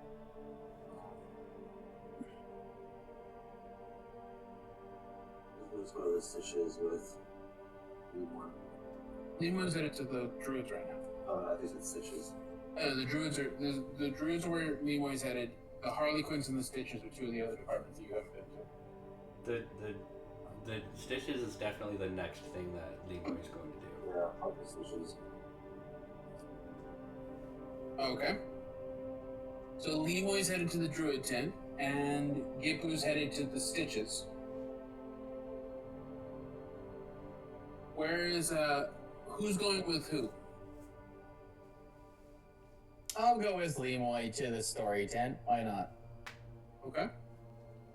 Janae? Janae doesn't want to be alone, so Janae stays here and helps Grok. When in 4 hours, when the whetstone goes away, he uses you as the next whetstone. My scalp. I will say, you all do notice that everyone is looking at Shade with like they admire her, and they're looking at her girlfriend with suspicious eyes, don't know if she's good enough. Her girlfriend? Doris. Shade completely oblivious. Oh. How many people know that Shari Shade snuggled with me? Apparently everyone. Rock and Shade's girlfriend, and that's it. No one else in this building knows. Okay, good. Well, don't want to stay in this tent anymore. I'm leaving. So who are you going with? Are you going with Gepu, or are you going with Lemoy? Oh, where's Gepu go? I thought Gepu was going with Lemoy. No, Gipu's going to the Stitches tent, and Lemoy's going to the... What Stitches? The That is Yit's department. Yit's department. The Elder Brain guy, Elder Brain. Frank. Which I think would be something neat for Janae. Maybe Janae learns a new mind spell. Yeah, I'll go with Gepu. I'll try to crawl Okay. up onto his shell again. Roll me a con save.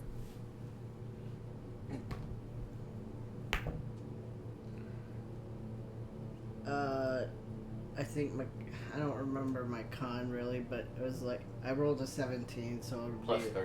okay. Right. 20, dirty 20. You're fine. No. He's gonna fall. Yeah. Plus 2. Sorry. Okay, 19.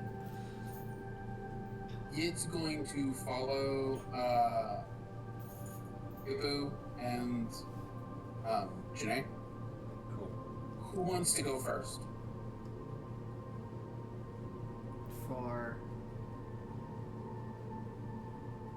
Well, you're splitting up, so I have to. So I have Oh. I have a question. Is the What? Stitch tent on the way to the Druid tent? They're in opposite directions. Opposite direction. Okay, never mind then. Between them is the Harlequins. let's have Limway and Yeah, that should be pretty quick. Axia go That first. should be pretty quick. Okay, you guys walk. You guys keep walking, and when you start feeling like you've probably walked too far, like you're going to get to the edge of the carnival at some point, you find your. I need you to roll me a perception check. Okay. I'm going to flash of genius that because Lemoy was told to look extra hard. So that's going to be a 19 plus 5 is 24. Okay, so you, I got a 22. okay, so you both see it. You see something that you end up coming up to something that doesn't really look like a tent, but looks more like a bubble made entirely of blackness. A black bubble. Can I see in there? Nope, there is no way to see through it. It is a solid black sphere. Oh, so it's not like magical darkness. No.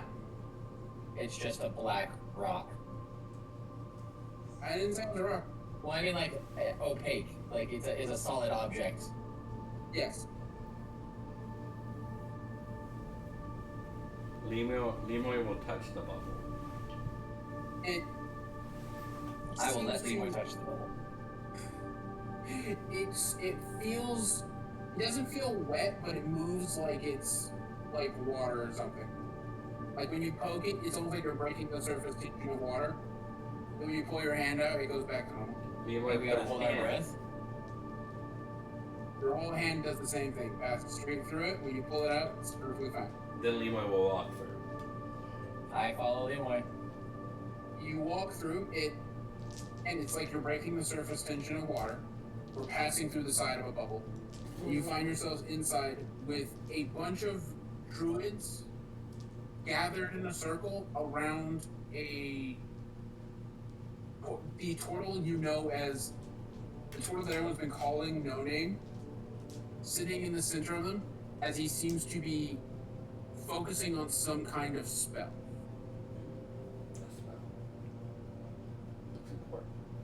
Do you think? I think we just wait until whatever this is over. Lemoy will look around for whatever the game is. There is a small device at the base of where No Name is sitting, at the center of the druidic circle.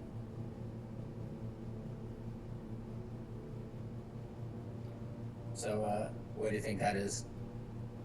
I think that's the. I don't know. I think that's. I don't know. Yeah, me too, Lemoy. I think that's what is called a thingamajig. Or a something or rather. Or a whatchamacallit. Okay. Well, since we don't know, I guess we'll ask when they finish whatever they're doing. Okay. Lemoy will No Name sit. finishes his spell, stands before you, Lemoy and then stands back waves up. the other druids off, and they seem to vanish into thin air. But really, it's more like you stop being able to see, you stop being able to pay attention to them. They just exit your consciousness. Mm. He steps forward. Hello, and Lemoy will open his mouth, and the sound of writing on paper will emit from his mouth. My designation is L3M01. I have some questions for you. If you don't mind answering them. I heard you say that I was a runner-up to be a main character. What is a main character? In your mind, you hear him go, a main character is one who guides the story and is of great interest to the author. Who? One who shall not be slain by us, Carnival, and one who must not be interfered with in his quests. Actually, you don't hear anything. You're just like, Lemoy points at his head. you just see him looking at Lemoy and moving his mouth. Lemoy looks at Axia, points at his head, and he says, he does the thing that you do. But he moves his mouth when he does it. That makes sense. My second question is, do you have any games? He thinks for a moment. Been desperately looking for all of the games. I've never played games except for the 2 games that I've played previously today. He nods. Oh, goody. May I play your game, please?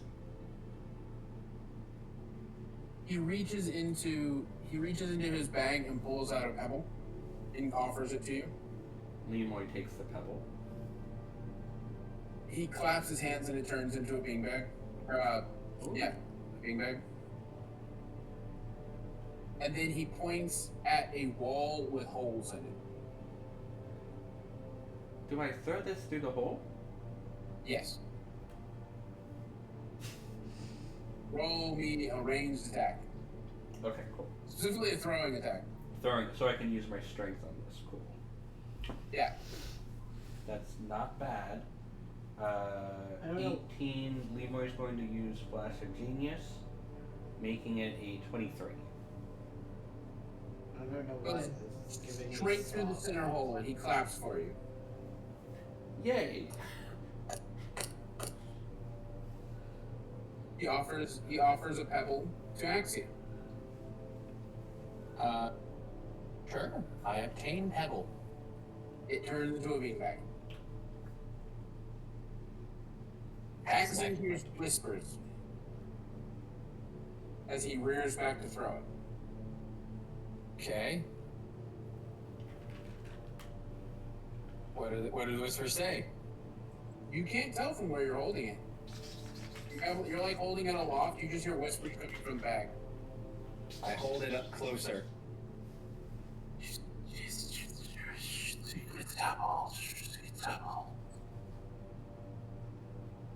Hmm.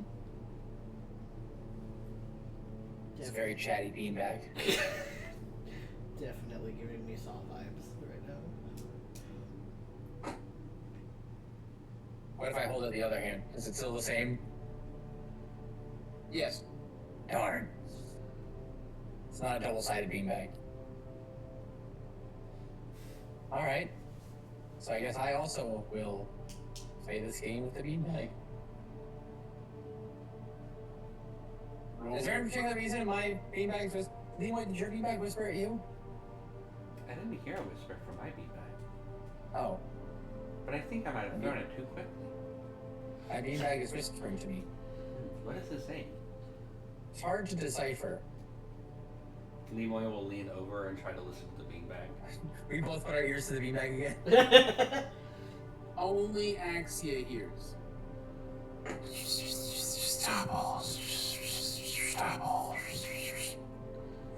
Can't understand what that. I cannot hear what that word is. I think he said top hole. Oh. I think he said Tadpole. tadpole. Tadpole, or topple, or Okay. or top hat. I will aim where the beanbag says. Topple. Okay. Roll me a thrown attack. Okay, so what am I adding to this? You can add your strength or dex, either one. Okay, well, that answers that question.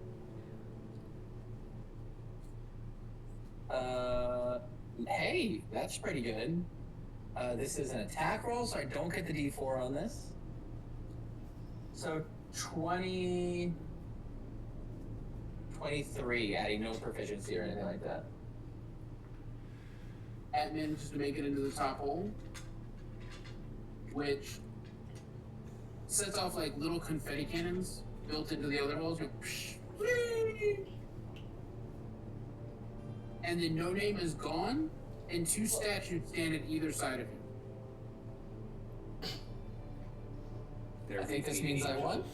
They're weeping angels. Oh God! Don't look away from them. Don't look at them. It's the opposite of their winged angels. You want to look at them.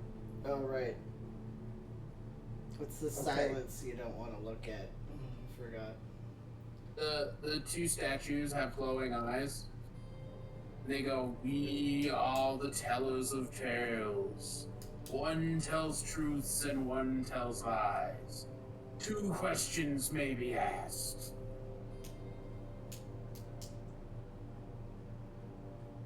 I walk up to the one on the right, Okay. and I poke it. Made of stone. I know. After I poke it, I ask the one on the right, did I poke you? No. Found the liar. Oh my god! Oh my god. Oh fuck. It's fucking, I attack one of them and go, "Did I attack him? No. Found the liar." Died. We don't have a result. We don't have a goal, but at least we know which one's lying now. They just asked us. They just said 2 questions may be asked. Yeah, you can ask any question you want. Ask it something Okay. really complex to the other one. Ask something very complex to the other one. Yeah, like what is the meaning of life? Or What if it gives us some weird answer that we won't understand, like how many toes? chalupa? How many toes are there in all of the world? Chalupa? Like too many that I don't really want to know that number. Anyway, you just acquired, according to the Carnival, a soul. Is the first thing you want to do with it think about toes? I don't have toes. Exactly. I'm curious about what they're for. I'm doing just fine without them. Well, yes, because you're designed for balance. We need them for that. Oh. It seems inefficient. I mean, some people are bad at using their toes. Don't worry about that. You knock them into things and then you curse. I don't have to worry about knocking my toes into things. You don't have to worry about jamming your finger either. I have feet. You're made. Yes, but you're made of metal. This is true. But sometimes I do jam them and I have to pull them out and back into socket. See, we try to do that, but it doesn't work because they're spindly and break. Anyway, not the important part. Ooh, We have 2 statues that answer questions. You could ask the other statue how to safely remove Janae's bomb. You think it'll have that answer? Probably not. I mean, I am already tormenting someone for that answer, though. Oh, that's true. We should continue tormenting them because they hurt Janae and I don't like that. See? Thank you, Lemoy. Damn.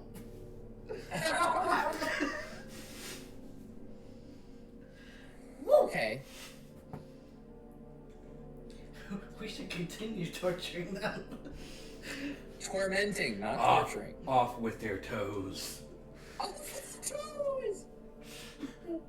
I'm trying to think, what would be a good question? Oh, maybe something about the Lady of Night. Or something about, darn it, I can only ever think of her, Iliath, the blue dragon that we stole from. Mm-hmm. Maybe something about her.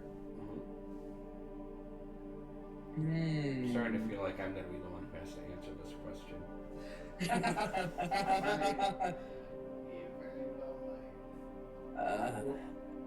Well, depending on what question they ask, Nick, you are gonna have to answer it. Okay. I mean, if this, I mean, it knew all of our stories. I mean, maybe it knows one of theirs. It may. It might know everybody's story. We could ask it a story. We could ask it. I No, think we should ask it about one of the things that, like, we're trying to deal with. Yes, I agree. We shouldn't waste this last question. On toes. Yeah, I agree. Though I am curious.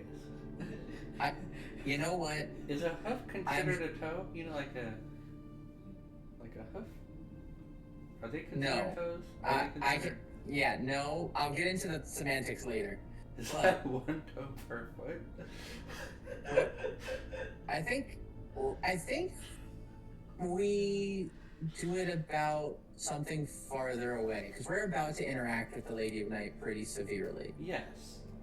She's going to become not that big of a problem when she becomes not a problem at all after we kill her. That's the plan. So maybe we ask something about our dragon friend. Okay. Quotes, like he does the fingers, air quotes, friend. I can agree with that.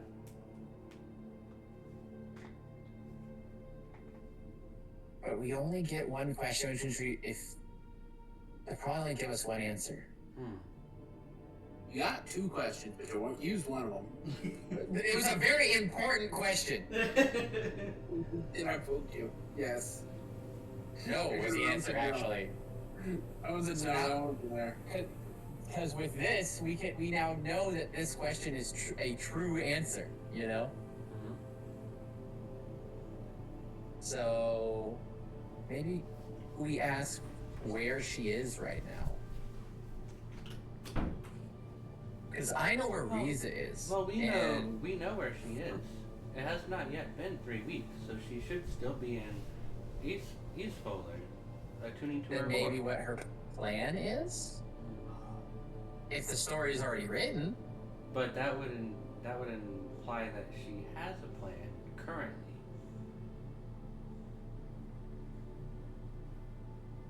What She her could plan plan. will be? That's a good question. There could be multiple timelines. I mean, and if the author has already written the story, there should be an answer, right? It should be something that she does, yes. Or if it's not an actual answer, maybe it's like a maybe answer? Perhaps. Well, I don't know. Sure. We can do that. What if we ask what Ilias' plans will be? Does that sound right? That's very big. That's very No. vague. It could, because It is vague. the answer to that will be die eventually. Her plans will be God? No. If we ask what will her plans be? I mean, that could be what are her plans for dinner? True. I'm still trying to wrap my head around the weekend. fact that we're asking about a plan in the future. It's hard. Are plans pertaining to us, maybe? Perhaps. The best way to kill her? A sharp object. A sharp object. How many episodes are there left? You know? Or we could ask about Valdre.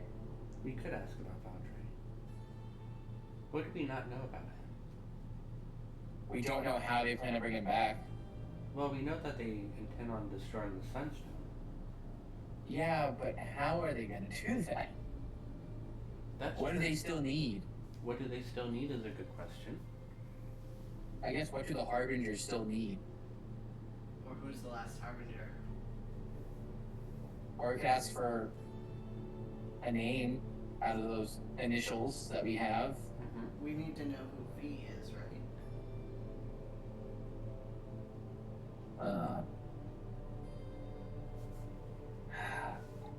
now it's starting to. I wish I'd played this game and everyone else was here.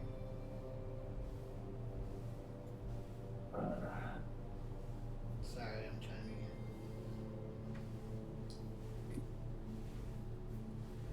in. Jay is also not there. I know, yeah, that's my bad. I'm just hypostulating out loud.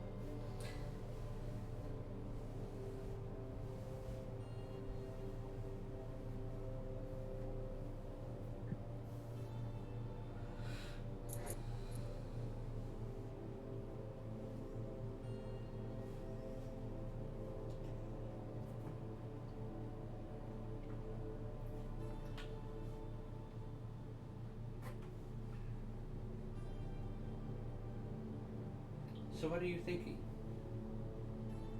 I'm thinking that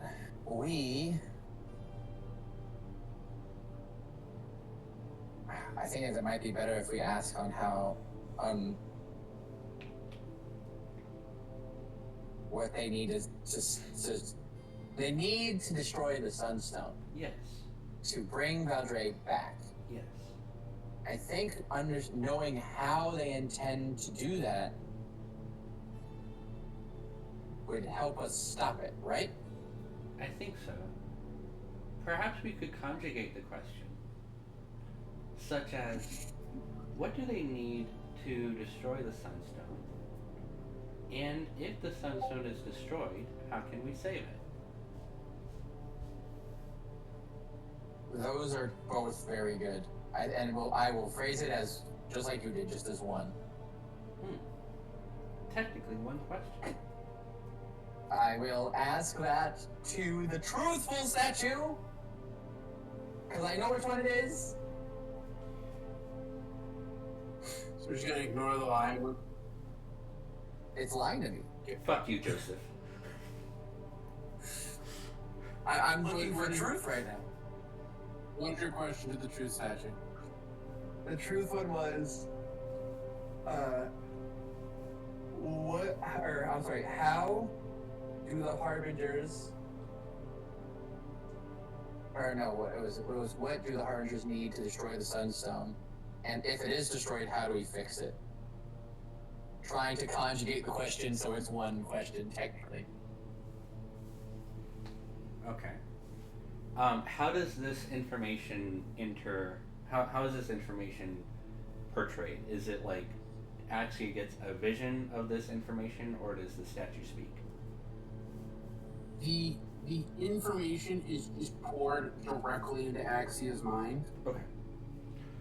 So Axia gets this instantaneous blast of information that you immediately decipher. And what you decipher is what they need is time, implying that they have everything that they need to do it. They just need the time to do it. But certain things can expedite that time, such as the staff of Sylvanas, or the wand of Orcus, or a similar item of divine power can be used to expedite that process. And then you get a vision of these long, they almost look like javelins of this like golden pearlescent material, with these arcane runes that spiral along the edges.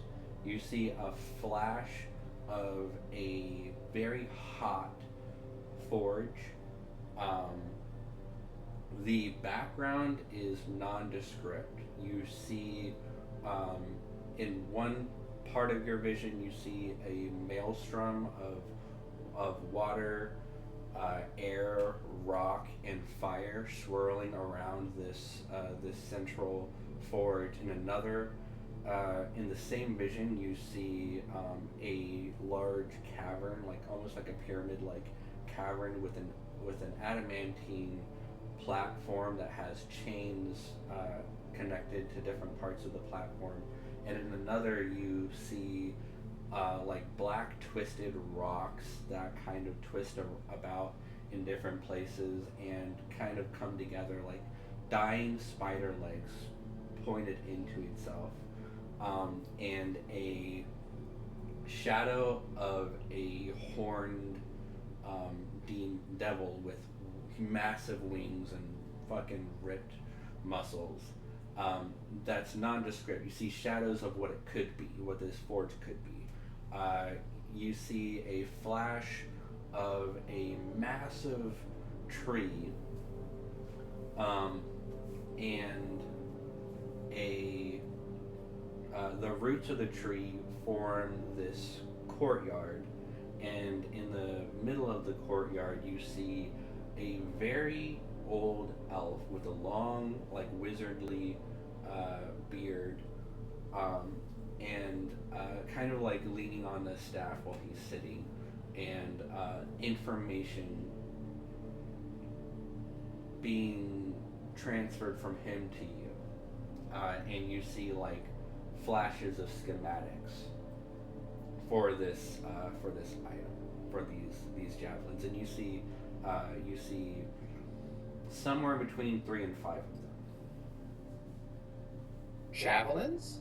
These like long javelin, like golden, almost like amber objects that have these this arcane scrolling along the edges of them.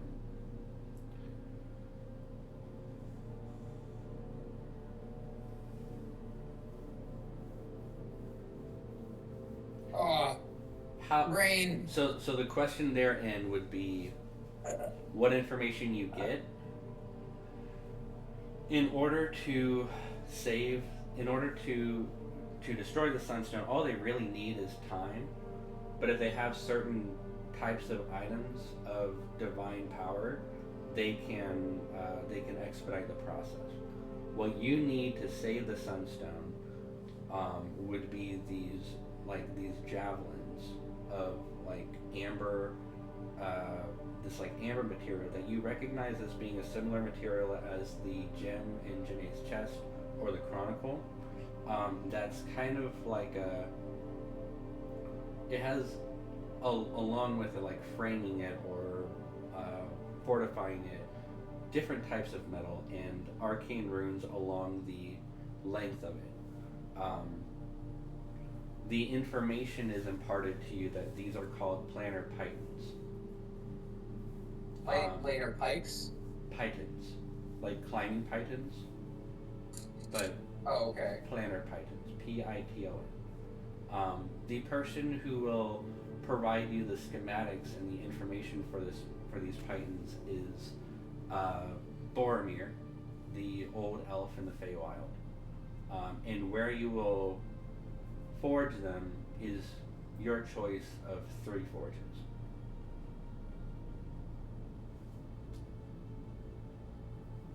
And the names of these forges and where they are, I don't have. The names of them, there's the Firestone Forge on the material plane. There's the World Forge within the elemental chaos that connects. It's at the center of all 4 elemental planes, like where all 4 of them connect. And then there's Bell's Forge on the layer of Avernus. I would say on that flash of the vision, you also see Hawthorne with you as well.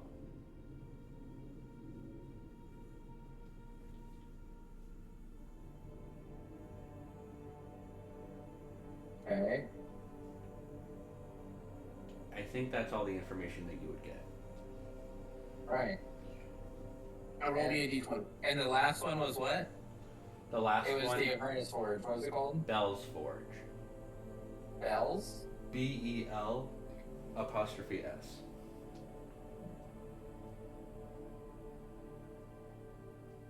On one of the layers of Avernus. On the layer of Avernus, yes. Oh, on the layer of Avernus. And in that flash, you would see Hawthorne as well.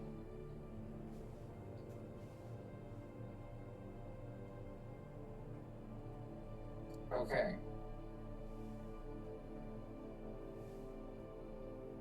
And then roll a d20.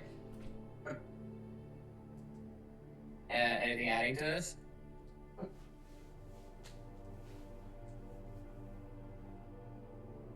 Did he say yes or no? I didn't hear him.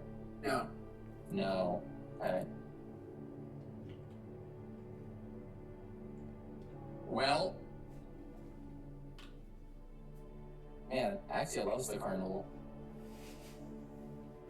That's a 20. Cool. Nat 20. So you're not gonna take any damage. And Okay. for a moment, you feel your consciousness ascend to a higher level, and you are strangely able to see this whole situation from a new perspective, an almost calming one. Like, you can handle all of the crazy bullshit currently happening to you. Then you return to your body. Oh. Place is hard on the mind. They didn't say anything. Did you get any information from that? I got so much information from that. I wasn't even here for most of that. Wow. It was a flash of a second, too. And while you two were talking, the statues have mysteriously vanished. Oh, and they're gone. We should connect with the rest of them and maybe talk about this later, but I want to talk to this Yeah. guy. I wonder if we'll get You want to talk to? Yeah, Frank, I think his name is. Yit said he was an elder brain, and I wonder if we talk to him, if we'll find out why Yit is so crazy. No, never mind. We already got that answer. Looks around. We could always go mess with his mother-in-law, I guess. Tell her all of the stories. But I wonder what game Frank has. I don't know. Want to go check? Yes. And he'll hurriedly shuffle out of the bubble. I'll look up to the center of the bubble. Thank you, no name. I'll walk out. Okay? Now, I was supposed to be short. How did this happen? that was not supposed to take as long as it fucking did. Okay? I'm sorry. I shall. I'm making every part of this take longer than I think it should. Yeah, we're good at that. Really enjoying this. It's really nice. So, where are y'all headed? I'm going to Frank, the elder brain. Yeah, we're gonna come meet you guys. Okay. So, you guys are going to get to there, like maybe 2 or 3 minutes after the initial party. So, I need the initial party. To... What the heck is going on with this thing? It is frozen. Hold on. Oh?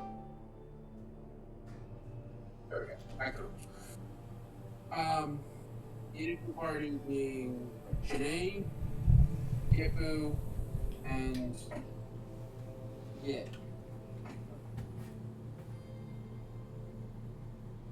It has fallen asleep, so therefore I shall fill in for Yit, or for Kipu.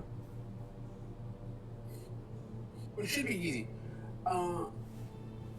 So you guys walk into the tent. It's Kipu's leading, Janae is following, and Yit is taking up the rear. Mostly because he's tired of having Janae try to cling to him. She's clinging to Gepu right now.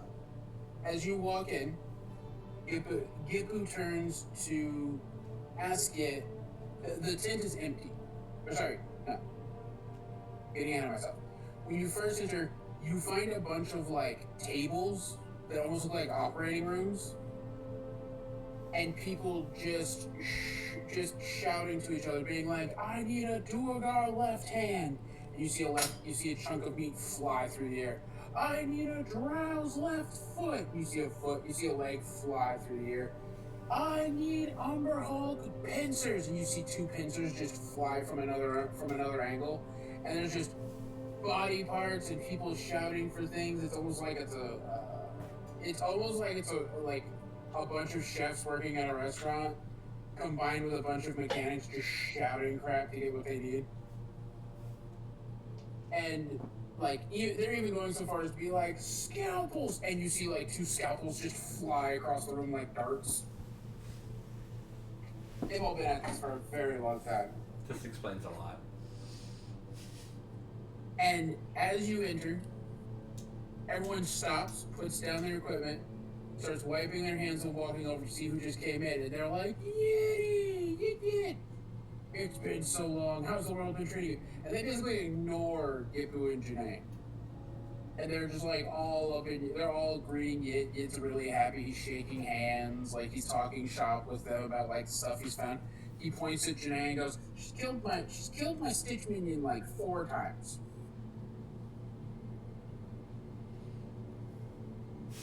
And they turn and look at you, and then go back to talking to Yit.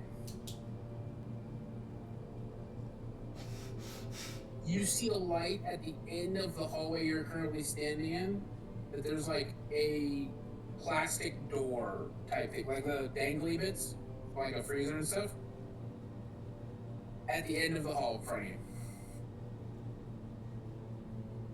And everyone keeps going, yeah, you gotta go tell Frank, you gotta go brief Frank, you know the policy, when you come back from your journey, you gotta go tell Frank all about it.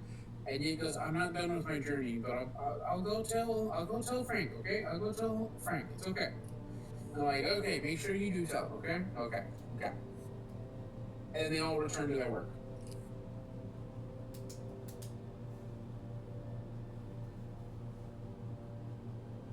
And they are a mixed bag of races. Like there's a tiefling over there, there's a gnome over there, there's a halfling over there, there's a human over there. It is a melting pot of the races, all working to reanimate. And every now and again you see a Stitch minion stand up and leave the tent, just walking past you.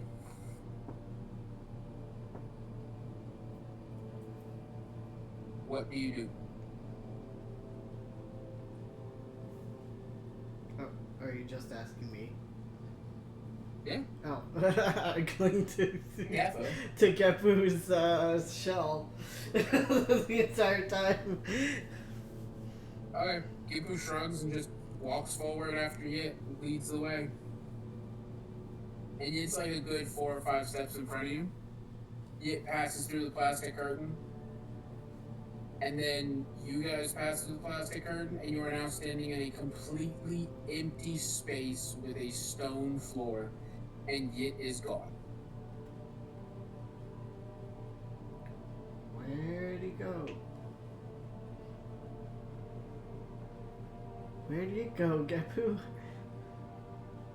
Gipu shrugs, and at this time, Lemoy and Axia join you, passing through the same plastic. Where did Yit go? He disappeared.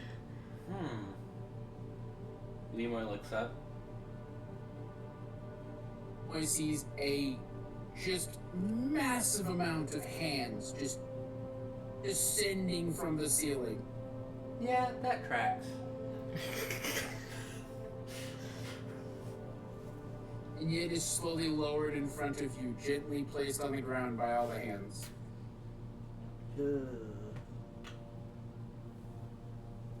Well,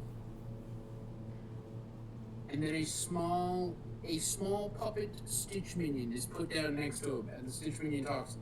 Why, hello, good sirs. I welcome you to my workshop. How might I be of assistance? Would you like another set of arms? Would you like to swap out your skin? Race change, gender change, all available at Friends. I don't have skin. Axia, what's it like having skin?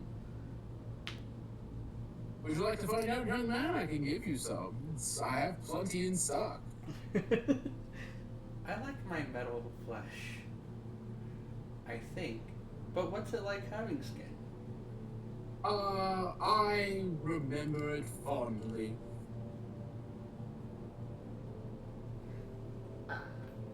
He turns to Axia. That wasn't an answer to my question. What's it like having skin?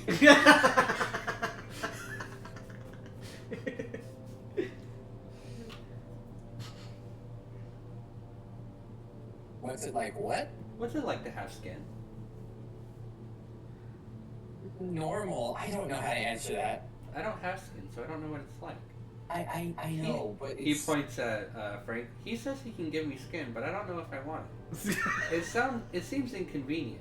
You guys get cut it a lot? tears, it breaks. I don't get cuts. I don't get And then, blood. like, do you know how to sew, Lemoy? You'd have to sew it back together. It's a pain. Yit would have to sew me. I can give you an exoskeleton as well. Would you like an exoskeleton, young man? You seem to be one of the people whose Yit has told me about. I believe your name is Axia? You've been through quite so many scraps. Would you like an exoskeleton? I promise it'll work just as well as your own flesh. I'm okay, but thank you. I appreciate the offer. Thank you for the offer of skin as well. If I change my mind, I know where to go. Absolutely. You're always welcome here. Any friend of Yit's is a friend of mine. I could use a bit more durability. Would you like an exoskeleton? What does it entail? Oh, it's a very simple process. I merely must peel your flesh from your body, and then I will replace it with an exoskeleton grafted into your meat. A simple process, I swear. I have not lost a patient in the past 200 years. That's a very good record, honestly. Like, It sounds like you're very skilled. Well, it comes with the territory of being the head of the stitches. After all, who else can operate 250 hands at one time? Oh, I have a question. And you see a bunch of hands holding different surgical equipment like syringes and scalpels and bone saws like descend from the ceiling and when you mentioned it and then reascend to the ceiling. I think I'll have to decline because I'm afraid it would probably interrupt with the ability of my skin to change. Oh, yes, that's true. You are a changeling, after all. That might be a problem. You might be able to change the color of the exoskeleton. That is an experiment I must run at some point. Maybe I should try to acquire a changeling body at some point. If you die, would you mind donating your body to the circus? I would love to run some experiments. I haven't thought that far ahead, actually. Oh, yes. It is the folly of the youth and the folly of the mortal, of one such as yourself. They never do think of what will happen to their beautiful bodies after they pass away, but oh well. All must come and all must go. It is how it is. The only ones who stay are me and, well, Ringmaster. We are, after all, two of the oldest people here, so who knows? Ah, yes, I forgot to introduce myself and give you my titles. As is proper procedure upon meeting one of the heads of a unit. I'm Frank, the one who has become. How do you do? And the puppet bows to you deeply. Limo will do his normal greeting. I have a question. What's it like to get 250 high fives? He puts his hand up. You receive a high five from every hand.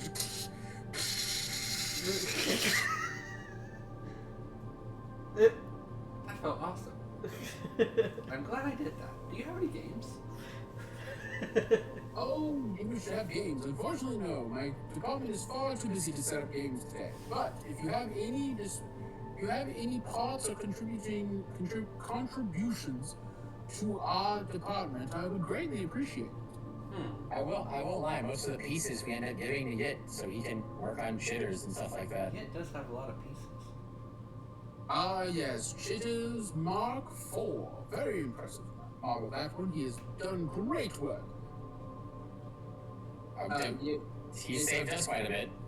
It touches the ground, opens a portal, and a set of hands descend into it, removing like barrels and crates of monster parts. Why, thank you, idiot.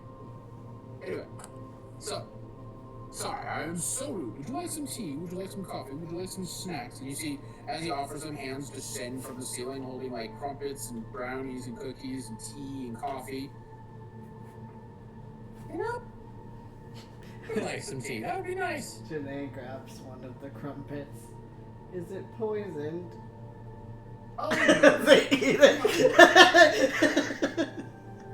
he pours Axie coffee. You must understand. If I wanted you dead, you would be dead already. I believe you. After all, you are standing under my second greatest creation. Leroy looks around. You are much more outgoing and friendly than the last Elder Brain we met. Yes, that is because I'm not an Elder Brain. I am a human. And an Elder Brain. As Leroy looks around, you notice like little white nodules sticking out of the ground in a circle around the completely smooth concrete floor. You must understand, I have achieved great things. I was a dying old man many centuries ago. I came across this Elder Brain who was dying as well, lost the ability to reproduce, sadly. Poor thing, wanted me to put it out of its misery, so I did. I put it out of its misery. Then I thought, what a waste of intelligence. So I figured out how to operate on myself and put my brain into the Elder Brain. Hence, I have harnessed control over it. You must understand, this is quite the accomplishment, an amazing achievement. I am the one who actually invented the stitch arts. You are very That- talented. Is amazing. As of now, I am 3,689 and 42 years old. That's very old. You must have seen a lot of things. Oh yes, I've seen many things. I've operated on many a person. Some not savable, some only savable by my hands, and others who needed to be dispatched for the safety. I have made wraiths and abominations alike, and I have also made some of the finest people of history. Who have you made?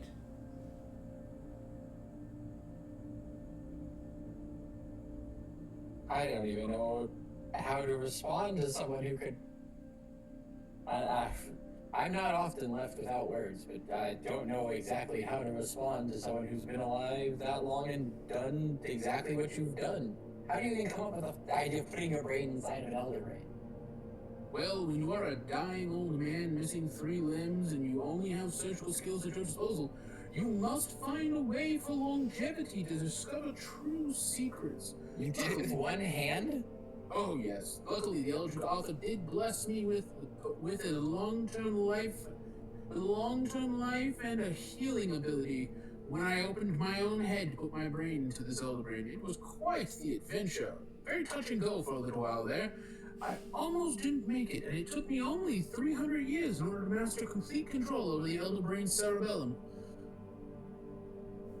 Wow. Yeah, I think that's about right, Jay. Yes, and yet is so very good as the head of my department now, since I have retired and merely wish to create.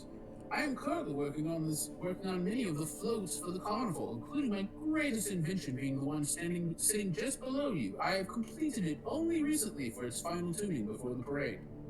See, I hope it's a great show. Is it rude to I'm not stand on gonna look it? at it, not because I don't want to, but I was told not to. Leroy looks at Oh, it. don't worry, it's currently in standby. You're standing in the center of its mouth, young man. It is perfectly safe. I have complete mastery of it. Oh, well, I feel better. Well, it was great meeting you, Frank. But there are more games to be played. And Leroy takes several steps back. And Oh, before you go, I must tell you, I need you to do a sentencing for me real quick, if you would not mind, young ones. A sentencing? Yes, I'm quite old. My sensibilities of justice and right and wrong have unfortunately left me long ago. I need someone of a modern mind to do some judgments for me, if you would be ever so kind.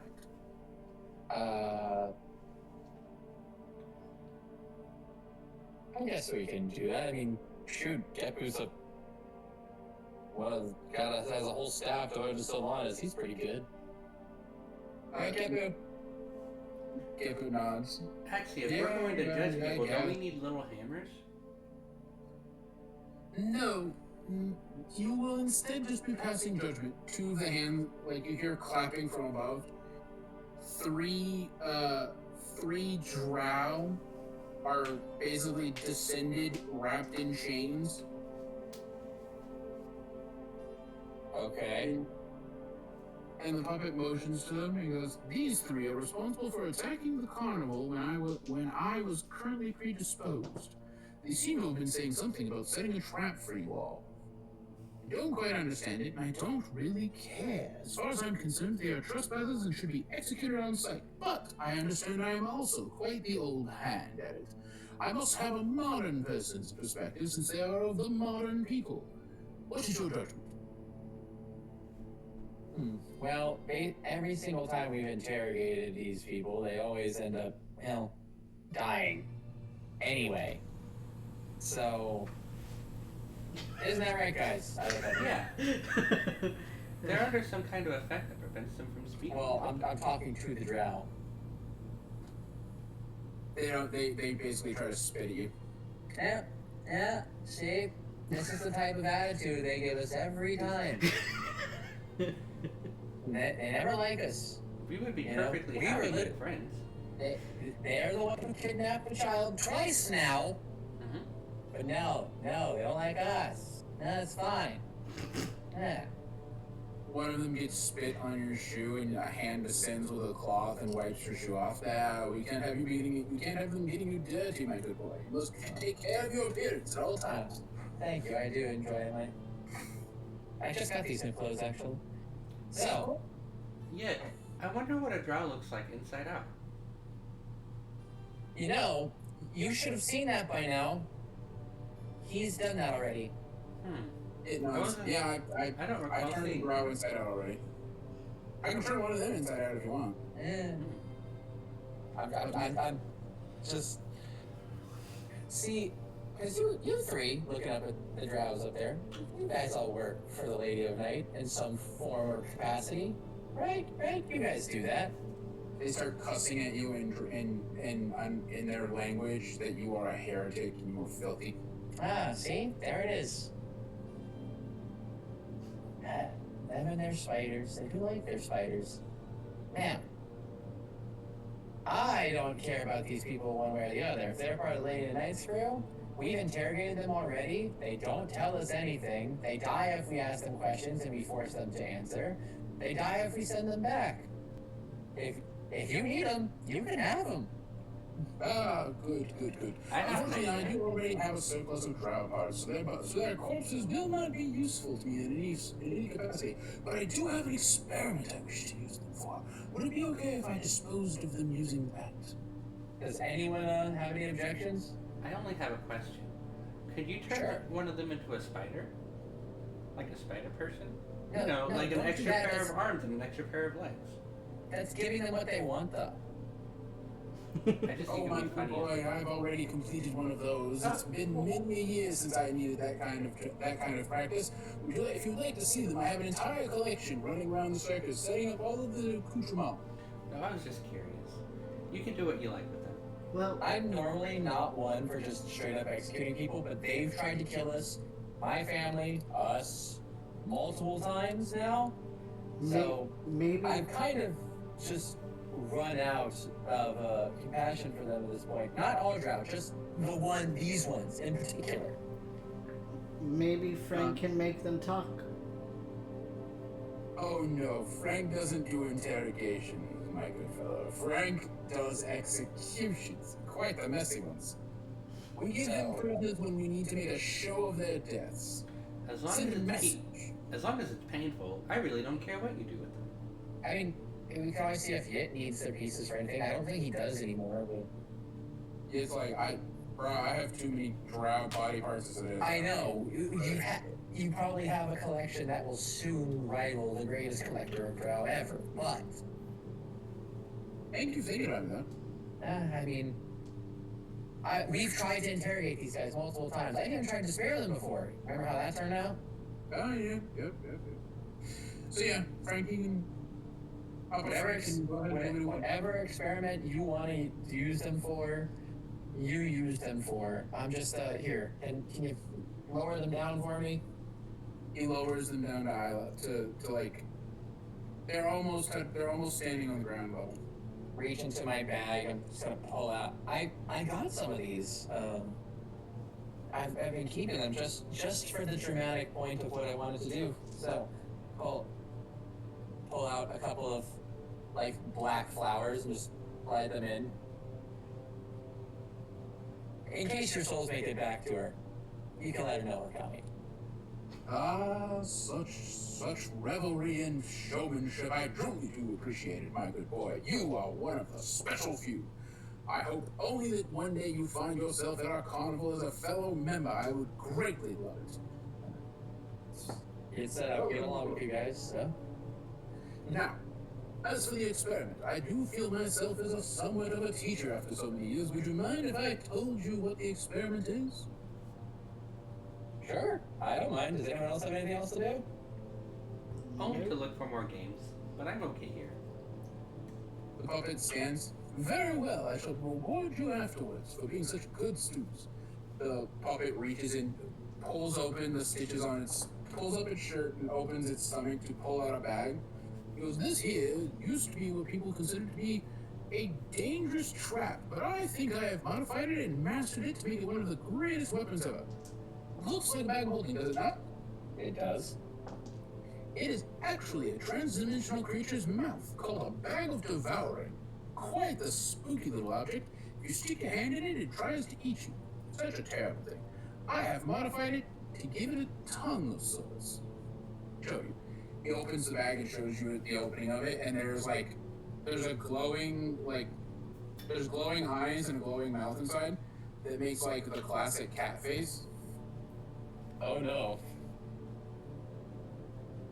And then you see a bunch more eyes open around the main eyes, like it just has 1,000 eyes in there. And then you see long clawed fingers start crawling out of the bag, opening it ever so slightly more as they come out.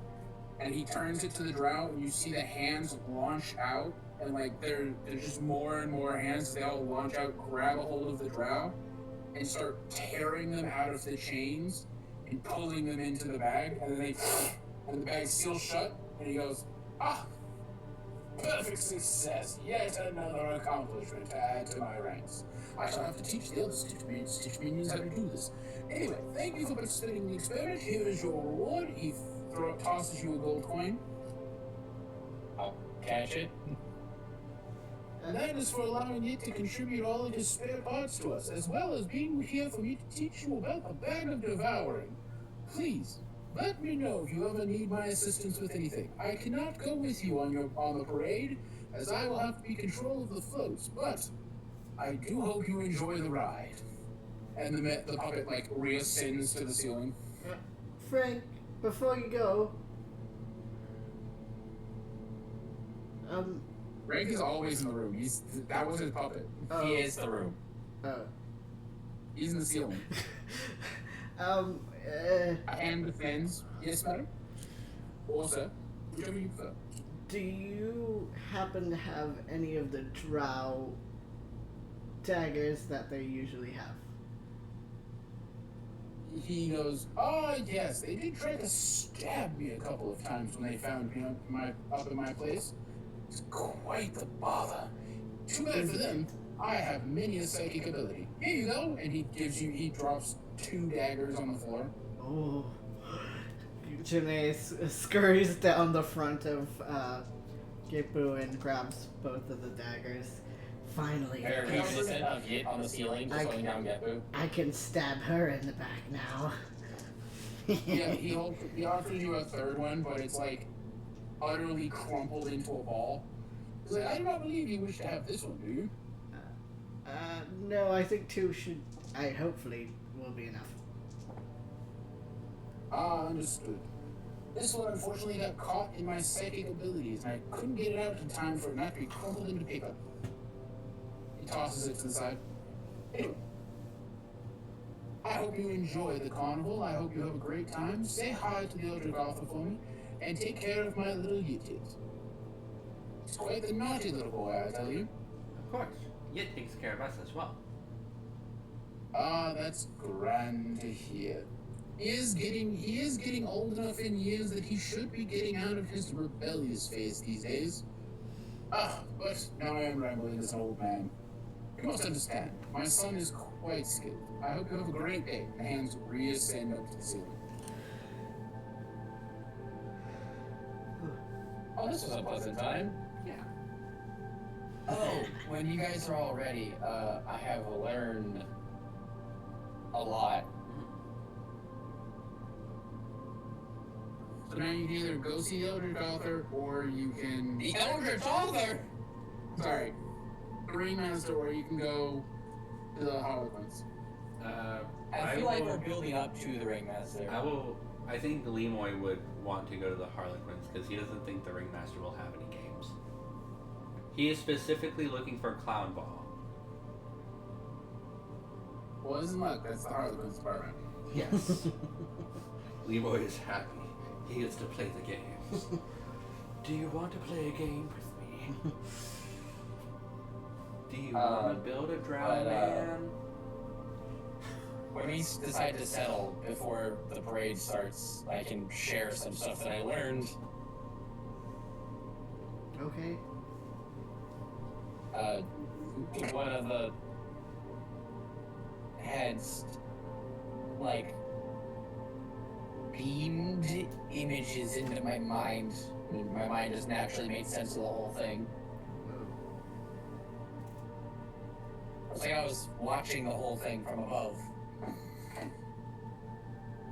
It was different. Oh, he must have summoned the totems on you. It's okay. Don't worry He about it. did, yes. It was very interesting. But He has this ability to, like, summon different things. I don't understand it. It's not my department. What did you see? a lot.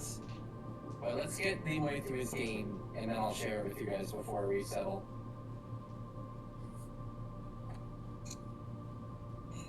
Okay, so y'all go to the Harlequin tent, and when you're outside of it, it looks like a fairly normal place. Like, there are people, you know, doing stretches out front. If it wasn't for the fact that Yit has strictly told that, if it wasn't for the fact that Yit has strictly told Janae, don't get your horniness too high around this place, this would probably be Axia and Janae's, like, paradise, because there's just ripped men and ripped women of every body type and every variety in skin-tight leotards all over the place, doing stretches and acrobatics. Oh. Very nice. How much? And of different races. I should point that out as well. There's a small tent at the center of it, under like a bunch of tight ropes and a big safety net.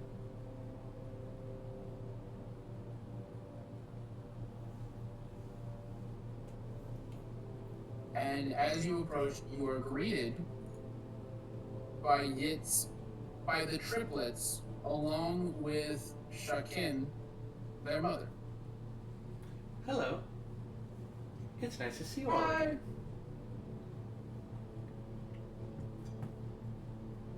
Now, the triplets all look at you, and Rara steps up to Axia and goes, Axia, Yes. I'm sure.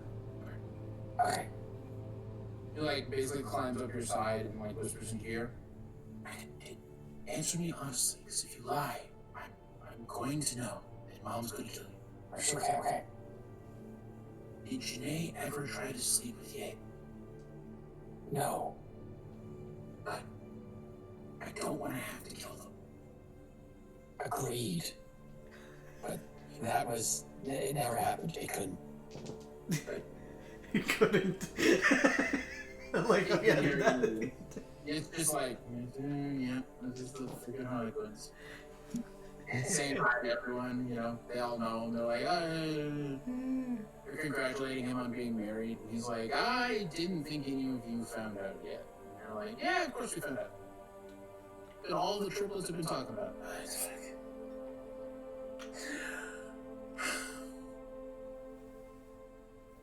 And the triplets just basically take Yit around, so you're left talking to their mother. She goes, hello, Liz. Nimoy waves. He's already introduced himself. Yep. Are you enjoying your tour of the carnival? Yes, I played games for the first time. It's been very eventful, honestly. Yes, it always tends to be. They're putting on their best foot for Yit's friends. Everybody's very nice here. Kept ringing a bell. Well, Lemoy's played every game so far. I'm surprised you could ring the bell. Janae's been hiding most of it. Right, Janae? I'm not here. That does make sense. After all, Yit has told me about his proclivities, we shall say, or lack thereof. Janae, I trust you haven't tried to seduce my young little Yit at all, I take it? Oh, God. I wouldn't dare try. Though Yit did clarify to me about Shadow Shade, so you're perfectly safe here. Okay, thank you. I like how that implies that you weren't until that happened. Thank you for confirming that for me. Oh, yes. No trouble at all. I've done a decent bit of learning since I've been here, so... I'm quite happy to hear it. Lemoy, would you like to play our game? We Yes. have something called Clown Ball. I've heard of this clown ball, and I want to play it. Right over there in the tent, my good boy. I hope you enjoy it. Come now. Lemoy runs over. You find like this, it looks a lot like the Carnival game, except the clowns are like, basically, they're prisoners that are currently like chained up and standing on a ledge. And there is, well, no, they're not prisoners. Sorry, they're like sentient creatures, but they're very clearly made by the Carnival. You shouldn't call them prisoners. Okay. Got it. Just Okay. say there's a big difference there. And there's a variety of weapons in front of you. Sweet. Which one looks the funnest? Well, there's a shotgun, there's a dagger, there's a crossbow, and there's a sign that says, you may use magic if you wish, and there's a stack of rocks. Lemoy sees the "you may use magic if you wish," and you see the metal spider arms come out and latch over his chest and shoulders, and his little shoulder-mounted cannon comes out. Can I use this? You may. Yay! Oh, God. So what is this? Attack roll? Yeah. Swag. By the way, the when this starts happening, actually, you feel soft hands run up your side. I don't know if you You can see hit- that. Every shot hits, you crit. You don't have to roll anything else, you just crit. Every shot, you're just nailing them like a sniper. Ding ding. There's hands. Oh yeah. You are currently being felt up by a drow and an Asimar on both sides of you. Held up. Hello? Oh yeah, they're rubbing up Axia's body. They're just trying to Oh. looking him over, being like, "You're quite fit." They're gonna steal your skin, Axia, run! They want your muscles. Give me your toes! It just reminds me of the Leeway conversation. Not the toes again, no. They're gonna make you lactose intolerant. I take it you guys are also Harlequins? Oh, why yes, we're two of the we're two of the best Harlequins, but we don't really compare to the triplets. You have to understand, they're little prodigies, aren't they? But we are two Harlequins, and we have received many letters from you. About. They giggle and like gently stroke your chest. Oh, you know, his adventures, his friends' adventures, his friends' particular tastes. Well. Granted, Kit was not involved in those, so I'm gonna have to figure out how he was watching me. Oh no, you were left to be told by your uncle. God damn it. Leeway is given a stuffed giraffes plushie. I did That. And a gold coin. We've met. Well, we've been inside a Jurassic skeleton before. You walked on Trask's back. That was sleeping. Yeah. And we have seen an actual Jurassic. They nod and they're giving you bedroom eyes. Yeah, I'm seeing that. Axia in his brain is like, I remember the warning. I remember the warning. I remember not to do this. But it wasn't me. I didn't do it. They're doing this. I feel like this is a test. And I'm failing.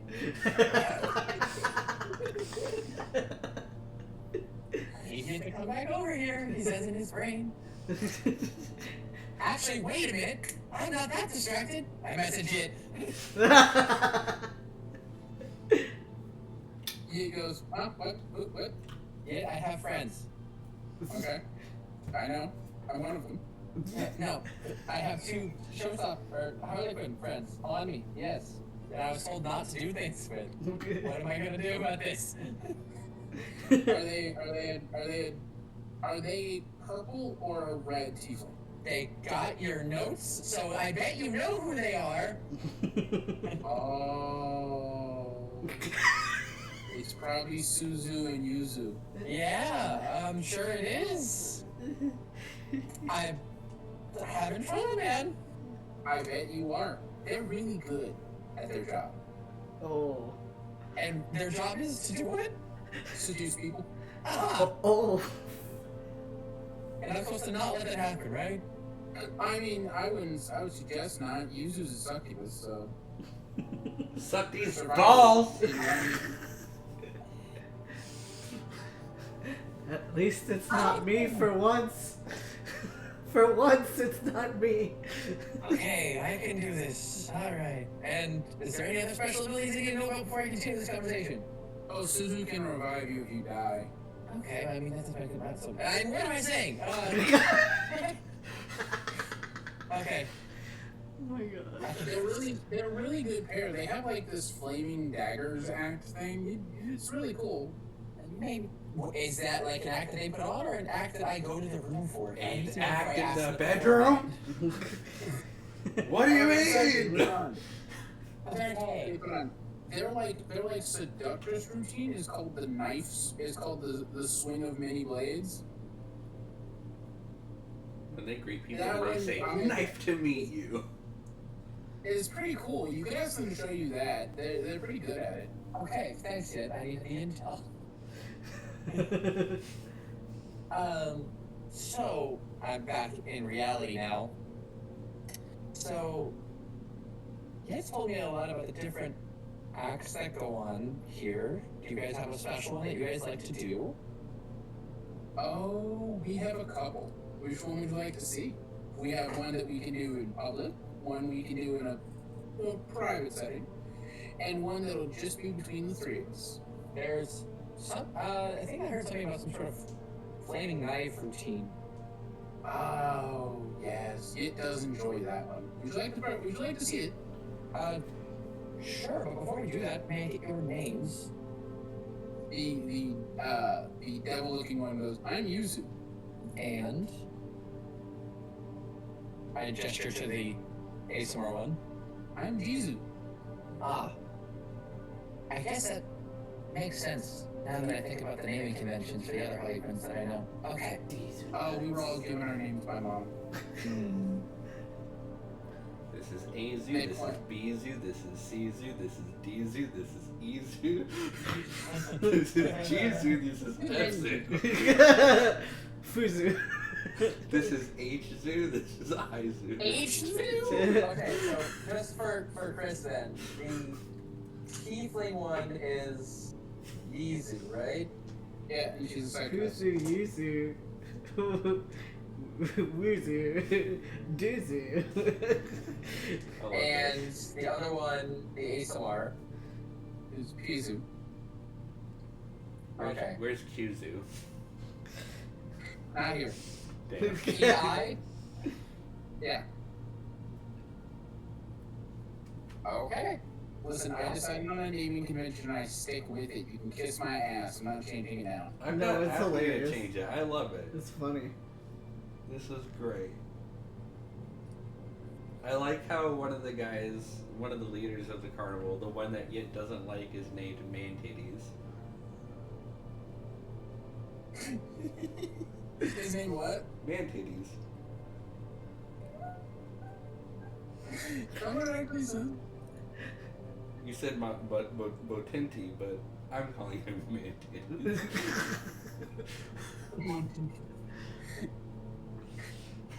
He's the responsible member. He's like, you know, listen, you're not allowed to set the building, you're not allowed to set this whole city on fire just because And they then insult he turns around and says, "Live an interesting life," and he's like, "Don't do anything interesting, like burn the carnival down." Okay, so now that I've got their names and a gesture for them to do their knife performance that I heard about just now. They both do 2 backflips each. Or 2 backwards cartwheels, I guess is the proper term for it. Not really bad. And then they both produce a set of 4 flaming daggers in each hand. And they start tossing them to each other while spinning them. Axia, you are now stuck between 2 rows of flaming daggers. I am also very acrobatic, so I think this is okay. And then they start adding flair to it, like they're throwing them and they're making them do angles and magically change direction, and like they're using catapult spell to like fling it up from the ground up over you and drop it down and have it bounce off the ground and fly into the other person's hands, and they're like, it turns into a whole like light show type thing. And And then then your horde. they throw each of them into the air and cartwheel back over to your side, and each of them hugs you as the daggers land surrounding you in a circle of fire. That was amazing. They go, thank you. You do our best. Very acrobatic. Very cool. Much better with knives than I am, for sure. Oh, it comes with the trade. We live in a land where war is always a possibility. You can't just be an entertainer. You also have to be able to fight. Yeah, I learned that one the hard way. I entertain myself, honestly. I actually, if you heard from it, I've even done a mini thing where Bashar said when we met her, she like swung her hammer and I rode the top of it. Oh, yes, that's quite brave of you. No, we are not willing to do that. Charshade is a good girl, but she does have her father's proclivity to strength. Very Yes, you know, lots of the knees you need for the acrobatics to do with that. Pizu's the one who also does contortionism, so she's the only one I would think would be willing to be riding that hammer, because she could actually bend her back backwards so Charshade doesn't end up snapping her in half. That, I mean, I guess that makes sense. If it's more like a fluid, then I guess you don't have to worry about that. Janae, Yeah. you're feeling a pair of hands row up on you a little bit. This sucks. I hate this warning. It's up to you if you keep listening to it.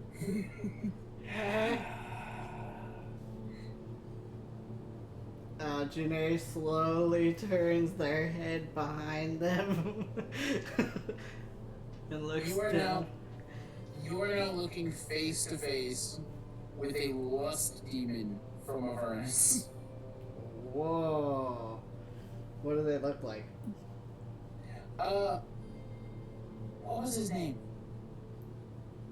Oh god, I forgot his name. Nick. Grazit? Prince of the Left Up. Grazit? Grazit? He looks a little bit like Grazit. Oh. Not exactly, but a little bit. Oh, like they're related. Yeah, like his horns don't match Grazit's, but Janae will you just... see that you can tell he's from the Lust Circle because he looks close enough that you'd be like, I can mistake you for Grazit in dark room. Janae would be like, Grazit? Oh? No, I am not the Lord of Lust. I am not that good looking.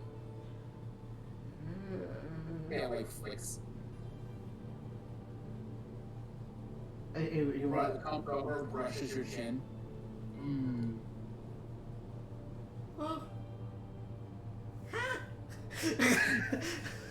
It busts in the room and just drop kicks the demon, looks at Yuzu, and goes, Yuzu, stop it! They look disappointed and just walk off, going, fine, it says we have to. Axie's like, no, don't go. Maybe they don't have to.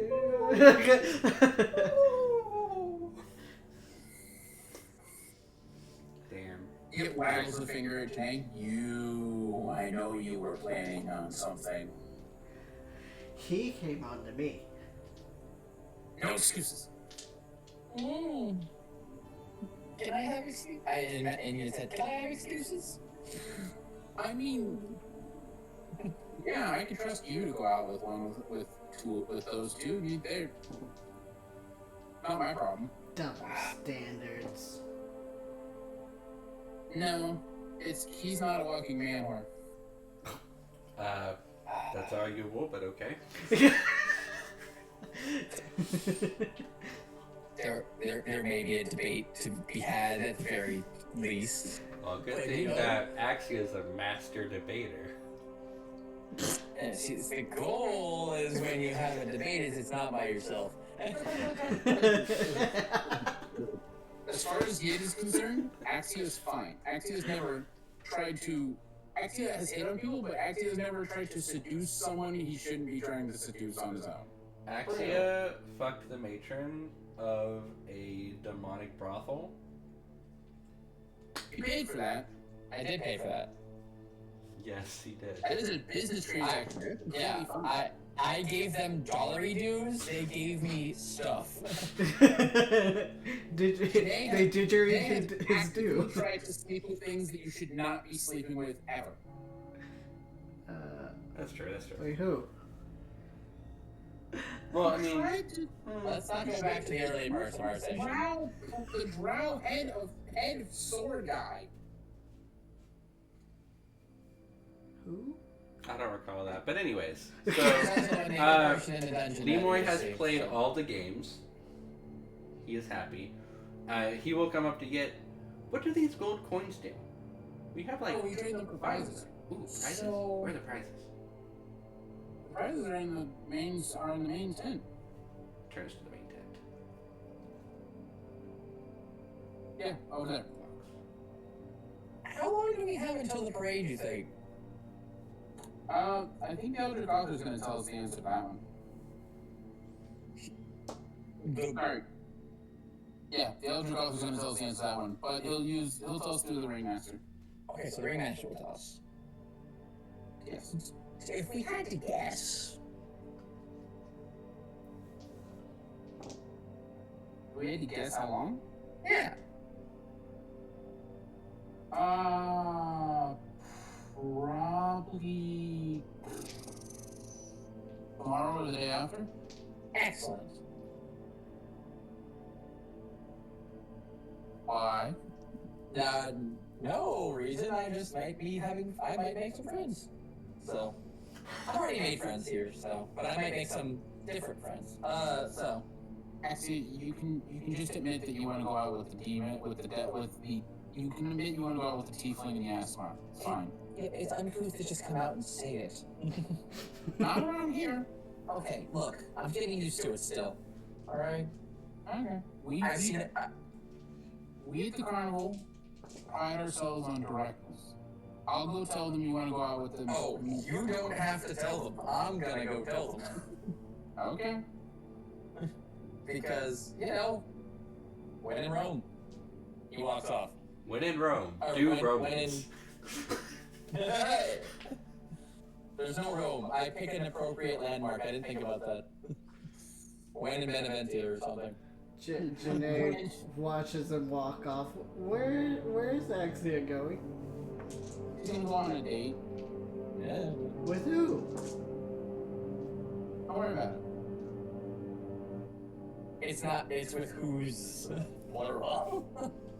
I was told that I was not allowed to look at people here. No, I told you not to look at the floats. I didn't say anything about the people. You know what I mean by look.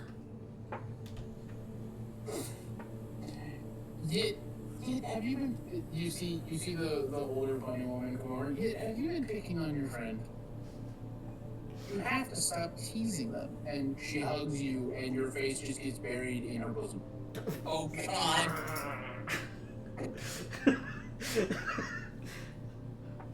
I'm in heaven. I'm in heaven right now.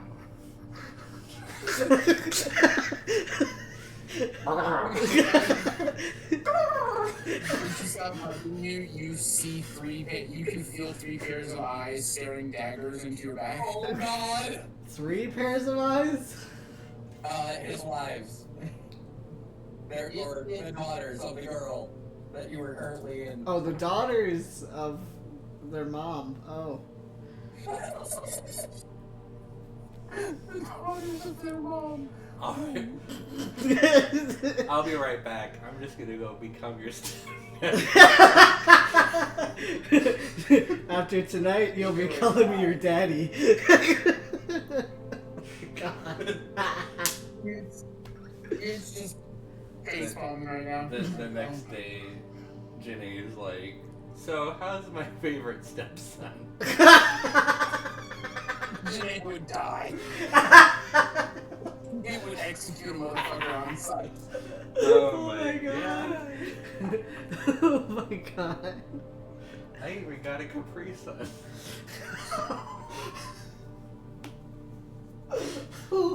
Janae comes out eating a fruit roll up.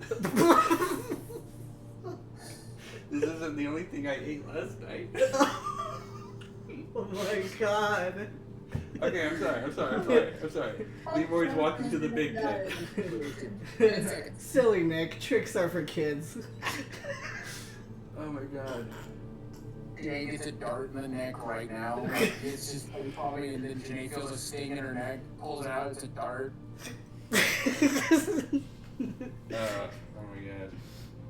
Leroy is walking to the main tent to cash in his prizes.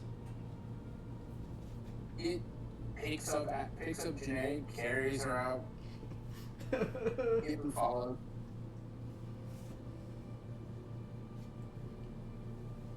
It's not listening to Janae have any conversation about this. It's going, no. Why are you carrying me like I am a sack of potatoes? This is disrespectful. I can't believe it's humiliating. Why? It's just complaining the whole time. I love this so much. He grabs a hold of your cheek so that you have to look him in the eyes, and he goes, "You just gave googly eyes to my mother-in-law." She gave me her googly eyes in my face. Listen, she's too naive. She doesn't understand that she has a chest that sticks out like 5 inches past her. I'm sorry that your mother is dumb. If you just call my mother, you want to die today, I swear to God. The triple, my wives are going to skin you tomorrow if you don't stop talking. I'm trying my best. I already have to apologize. I'm going to have to spend all night apologizing for your fuck-ups.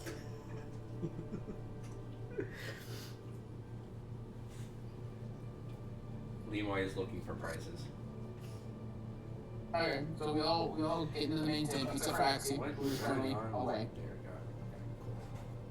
we go. Axie is currently being predisposed, going on his own special tour of some of the More exotic terrain. Those other two acts are.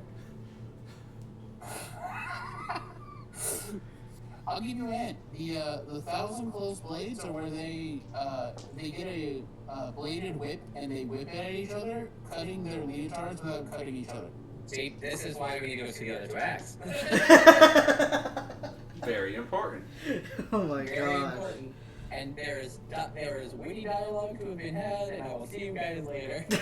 God damn. Having fun without me. Axia has had sex with something or someone in almost every location that we've been in. And Janae is the one who gets black for it. It's true. That is hilarious. It's so true. Because Axie knows where and when to be getting his dick out. Everywhere. It's only ever been during downtime. That's true. That's Name true. one time Axia has been inappropriate to someone who was not offering him something. Thank you. Shut your mouth. It's sad that I can't say the same thing about Janae. I got better. Yes, Janae did get better. Anyways, prizes. I'm looking for them. So you end up going into the carnival, This is Lemoy looking for and prizes. the ringmaster is standing there, and he pulls you to the side and goes, "Come with me, Dick. We must have our conversation." Janae, Lemoy, and Gipu end up at a stand, which has many prizes. You have like plushies and stuff. You have some snack foods. But you also have a collection of enchanted items that one gold coin can be traded for one enchanted item, and a gold coin can be traded for being able to get one free ally from the carnival to assist you in your in a quest of your choosing. Sweet. Damn. There's a little there's like a little parenthesis at the bottom, not including Lord Frank. Not including Lord Frank. Is not a choice. What are the items?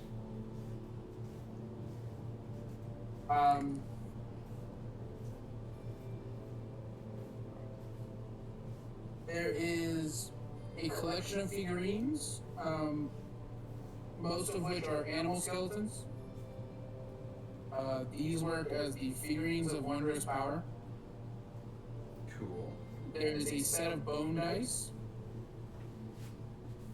There is a mummified hand. There is a vial of some strange potion. Or some strange liquid. There is a string of shrunken heads. And a tiny bird cage made of finger bones. Nice.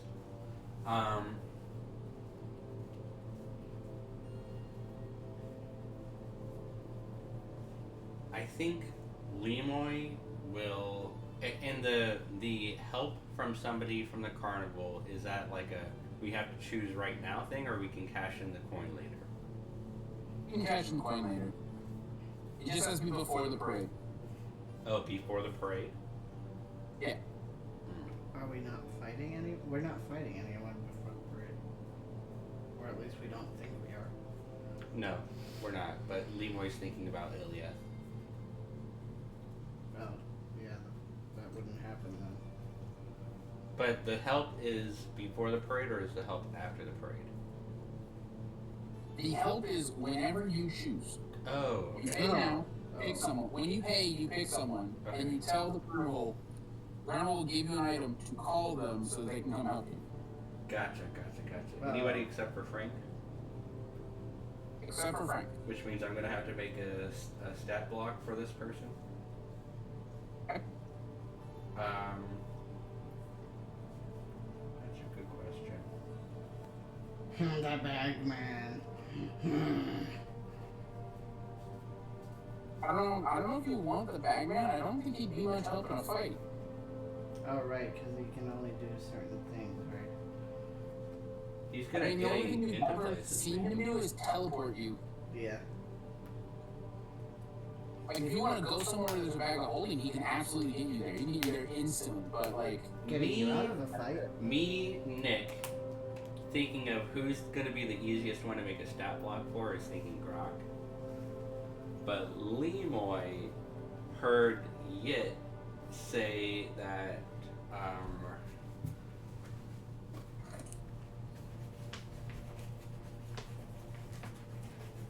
Unknown? turn somebody into ink, is thinking about him. I'll make the stat block for you if you want. You can just tell me like what things they can do, like what are the big things that they can do, and I'll figure that out. But I'm gonna roll a d20, and if it's odd, it's Grok, and if it's even, it's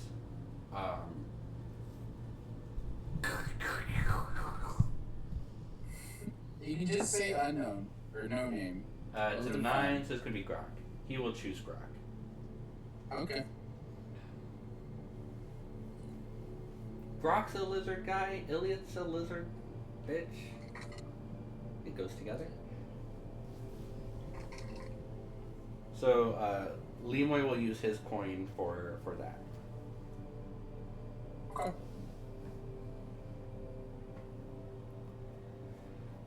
I'm good.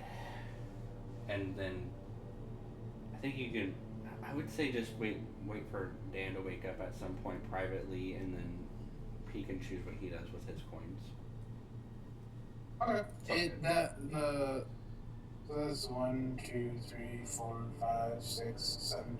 He has 7 coins, and 2 of them are used for a person. Okay, cool. So you have 5 coins left. Okay. And is the person? I think the person's like a one. Only you can do. We can pay for that one time. Yeah. Yeah. Cool. You can't be like 2 coins, 2 coins, 2 coins, and Good. companions for the next 3 years. Good. Perfect. I think Lemoy's happy with that. I'll make the stats for whatever items Gipu feels like he wants, or the stats. But other than that, I think we're ready for your scene with the Eldritch Author, right? Yeah. Okay, cool. The Eldritch Author leads you into his personal chambers, which I will let you describe. It's a well-decorated room. It's very like sophisticated, but not. But it is mostly like black stained furniture, Perfect. and it's candlelight. There's rows of bookshelves along the wall. As you know, And the Eldritch Author has informed me that you have possession of the Wand of Orcus. And as you know, this is an artifact that is contrary to our existence. So it must be destroyed. yes. And I'm here to tell you how to do it. Yeah.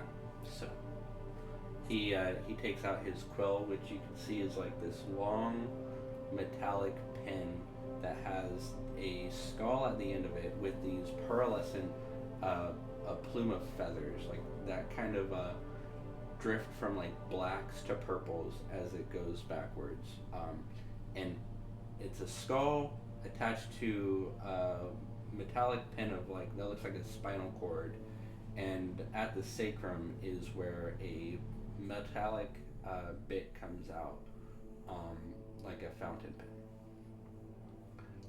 And he holds out his book, and as he begins to write on it, you see a scene play out around you as he taps into the Eldritch Author's power to show you the history of the Wand of Orcus. And you see you see a heavily armored man with black hair and a scar over his cheek walking through a windswept mountain range. The cold air of death blows past him, but he's unbothered. Howls of lost souls carried by the wind are lost in this icy expanse. And ahead of him, you see a massive fortress built into this mountain range. He approaches the fortress, wherein you see him confront a half-rotting goat, half-bloated man, that in this dream-like state you recognize as the demonic prince of undeath, Orcus. A battle rages on, where he slays dozens upon dozens of undead, demonic entities, but in the end, he is struck down by the Prince of Undeath. His corpse is ripped apart, but his squire is just able to escape with a single finger, and his holy symbol, which you recognize as the same holy symbol carried by Sir Bastian, the ghost priest from the ruins of Exilus. You watch as Orcus pulls the knight's head from behind and rips out his head and his spinal column. And as he grips it, it hardens into this, it hardens like as hard as iron. And he blesses it with the symbol of his authority, this rune on the forehead, and imbues it with a fraction of his fathomless power. And you watch a soul drift from the body. Orcus grips the soul and imprisons it in a small black onyx stone, which he hands to a general of his, black armored undead knight. The vision follows the undead knight, who travels to another plane, a wind-swept, red, dusty expanse with these black spires that jut out from the ground. You see a black iron city very far in the distance, and you see a very tall mountain. Draped over the side of it is a five-headed dragon, who even from this fathomless distance away appears to be about that tall, with other chromatic dragons flying around the peak of this mountain. And you see a fortress erected magically in this expanse, surrounded by three of these black metallic spires that erupt from the ground. And he locks himself away with this black soul stone in a fortress somewhere on a layer that you recognize as Avernus.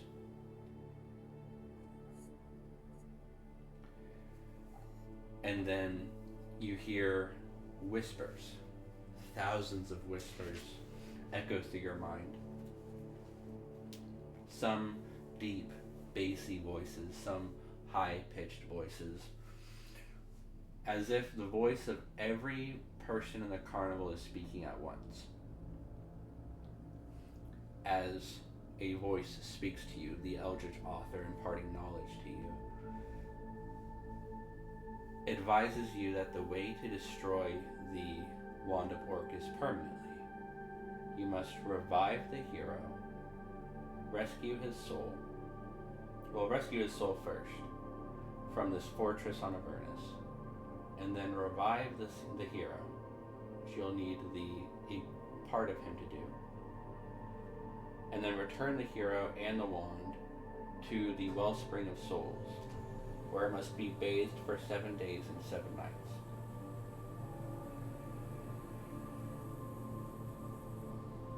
I think I did that before.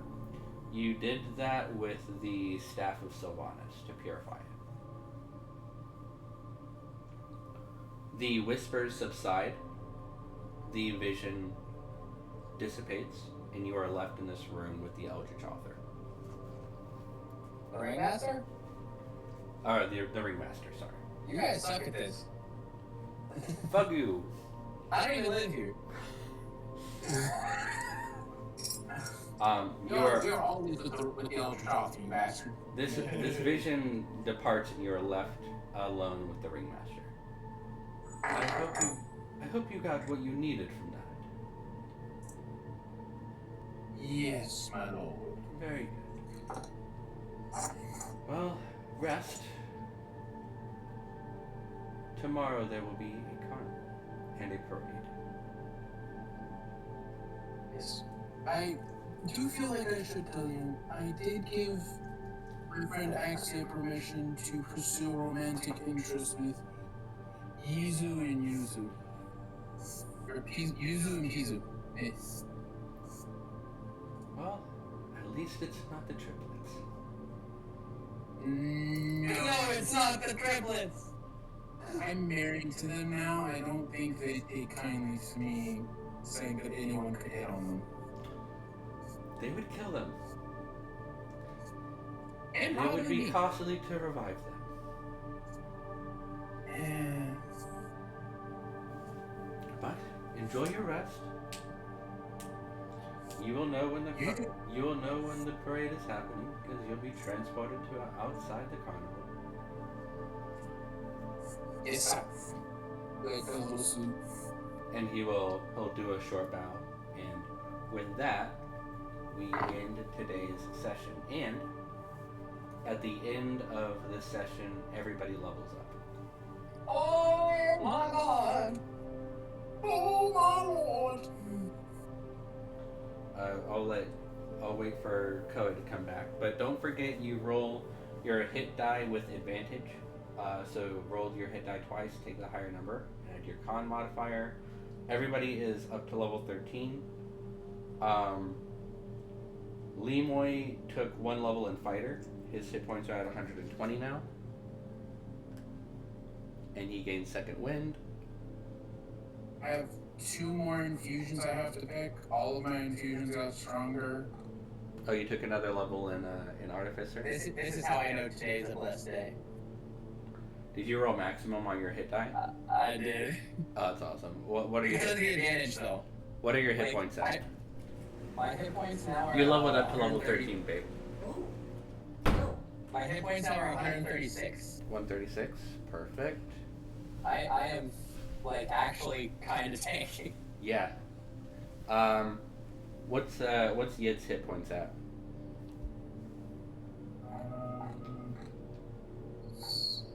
Hold on a minute. Roll the die. What prompted us to... My con. I did. 2. So roll a d6 with advantage. Take the higher number. I got 10 more, so I'm at 129. 4 plus. Okay, 4 plus 4 is 8, which puts you at 140. Because you're wearing the necklace of health. Yeah. Lemoy's at 120. He took a level in fighter. And we'll let me know what Gibu's health is whenever he wakes up and does his hit die. But everybody is at level 13. If you are a spellcaster, so Axia, Janae, and Gibu get 7th level spells. Mm-hmm. Lemoy gets second wind and a fighting style, which he chose the maneuver fighting style. He got 2 maneuvers. And one of them is going to be command ally, and the other one is I think it's just 1 maneuver. Yeah, command ally is what he got. Which means he can command Yit to bonk again on his turn. More bonky. Actually, do I want to take the level on Artificer? Actually, no, I do, because I can attune to a new item. Yes. Yeah, you get your 10th level in Artificer now. You get a 7th level spell, Koei. I'll help you look for what you want. You get 2 new spells because of your level up. Either one of those or both can be 7th level spells, your choice. And if anybody else needs help with any of the other stuff you get from leveling up, let me know. But yeah, it was a fun game. Thanks, Mason. Yeah. Yeah, that was fun. At Nice the DMing. at the beginning of the next session, we will wrap up whatever you guys want to do on your long rest, and then the parade will start. Okay? Well, I know what I'm doing. I know what you're doing too. He's doing the same thing except with 3 of them. Hell yeah. Yeah. Oh, yes. Dan gets fungal body now, right? No. No, I think that's level. Let me triple check. I think that's level something. Level 15. 14. You guys are level 13, not 14. I don't think he gets anything except for higher 7th level spell slot. But you know what? Yeah, he gets the 7th level While spell we slot. are we're winding down, let me check. Axia's Song of Rest increases to a D10. It does. The only thing that Gipu gets is a 7th level spell. Yeah. The only thing that Janae gets is a 7th level spell. Leroy gets a fighting style, which he chose, and he gets second wind. And My shield gives me an extra AC. My weapon deals an extra damage. yes, your weapon is technically a +3 now. Yes. Yeah. And you get magic item adept. And you get an extra 3rd level spell slot for smiting. Yes. And I get the ability to make 2 more infusions, so I gotta think about what I want to do. Perfect. Oh yeah, you I did. have a very, very hard decision to make. You also get an extra cantrip. What's your decision? Oh, do I? What's that? He gets an extra cantrip? No, Yit gets an extra cantrip. Yeah, I don't. What's your decision? You have to make. My decision is on these 7th level spells, because there's a few. Yeah. Oh, your guys' proficiency bonus goes up by 1 as well, so you guys have +5 to proficiency. Yeah. Janae, Don't know what cantrip I would take. you don't get anything else.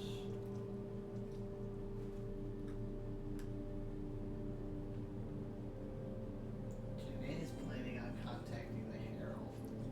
Yes, See, we will do that at the beginning of next session. The things I'm debating about is because there's Force Cage, there's the Magnificent Mansion, there's Resurrection, Magnificent. there's Mansion. Teleports, 7th level. there's Oh, Mirage you wanted to do that. Arcane. I did, but there's so many.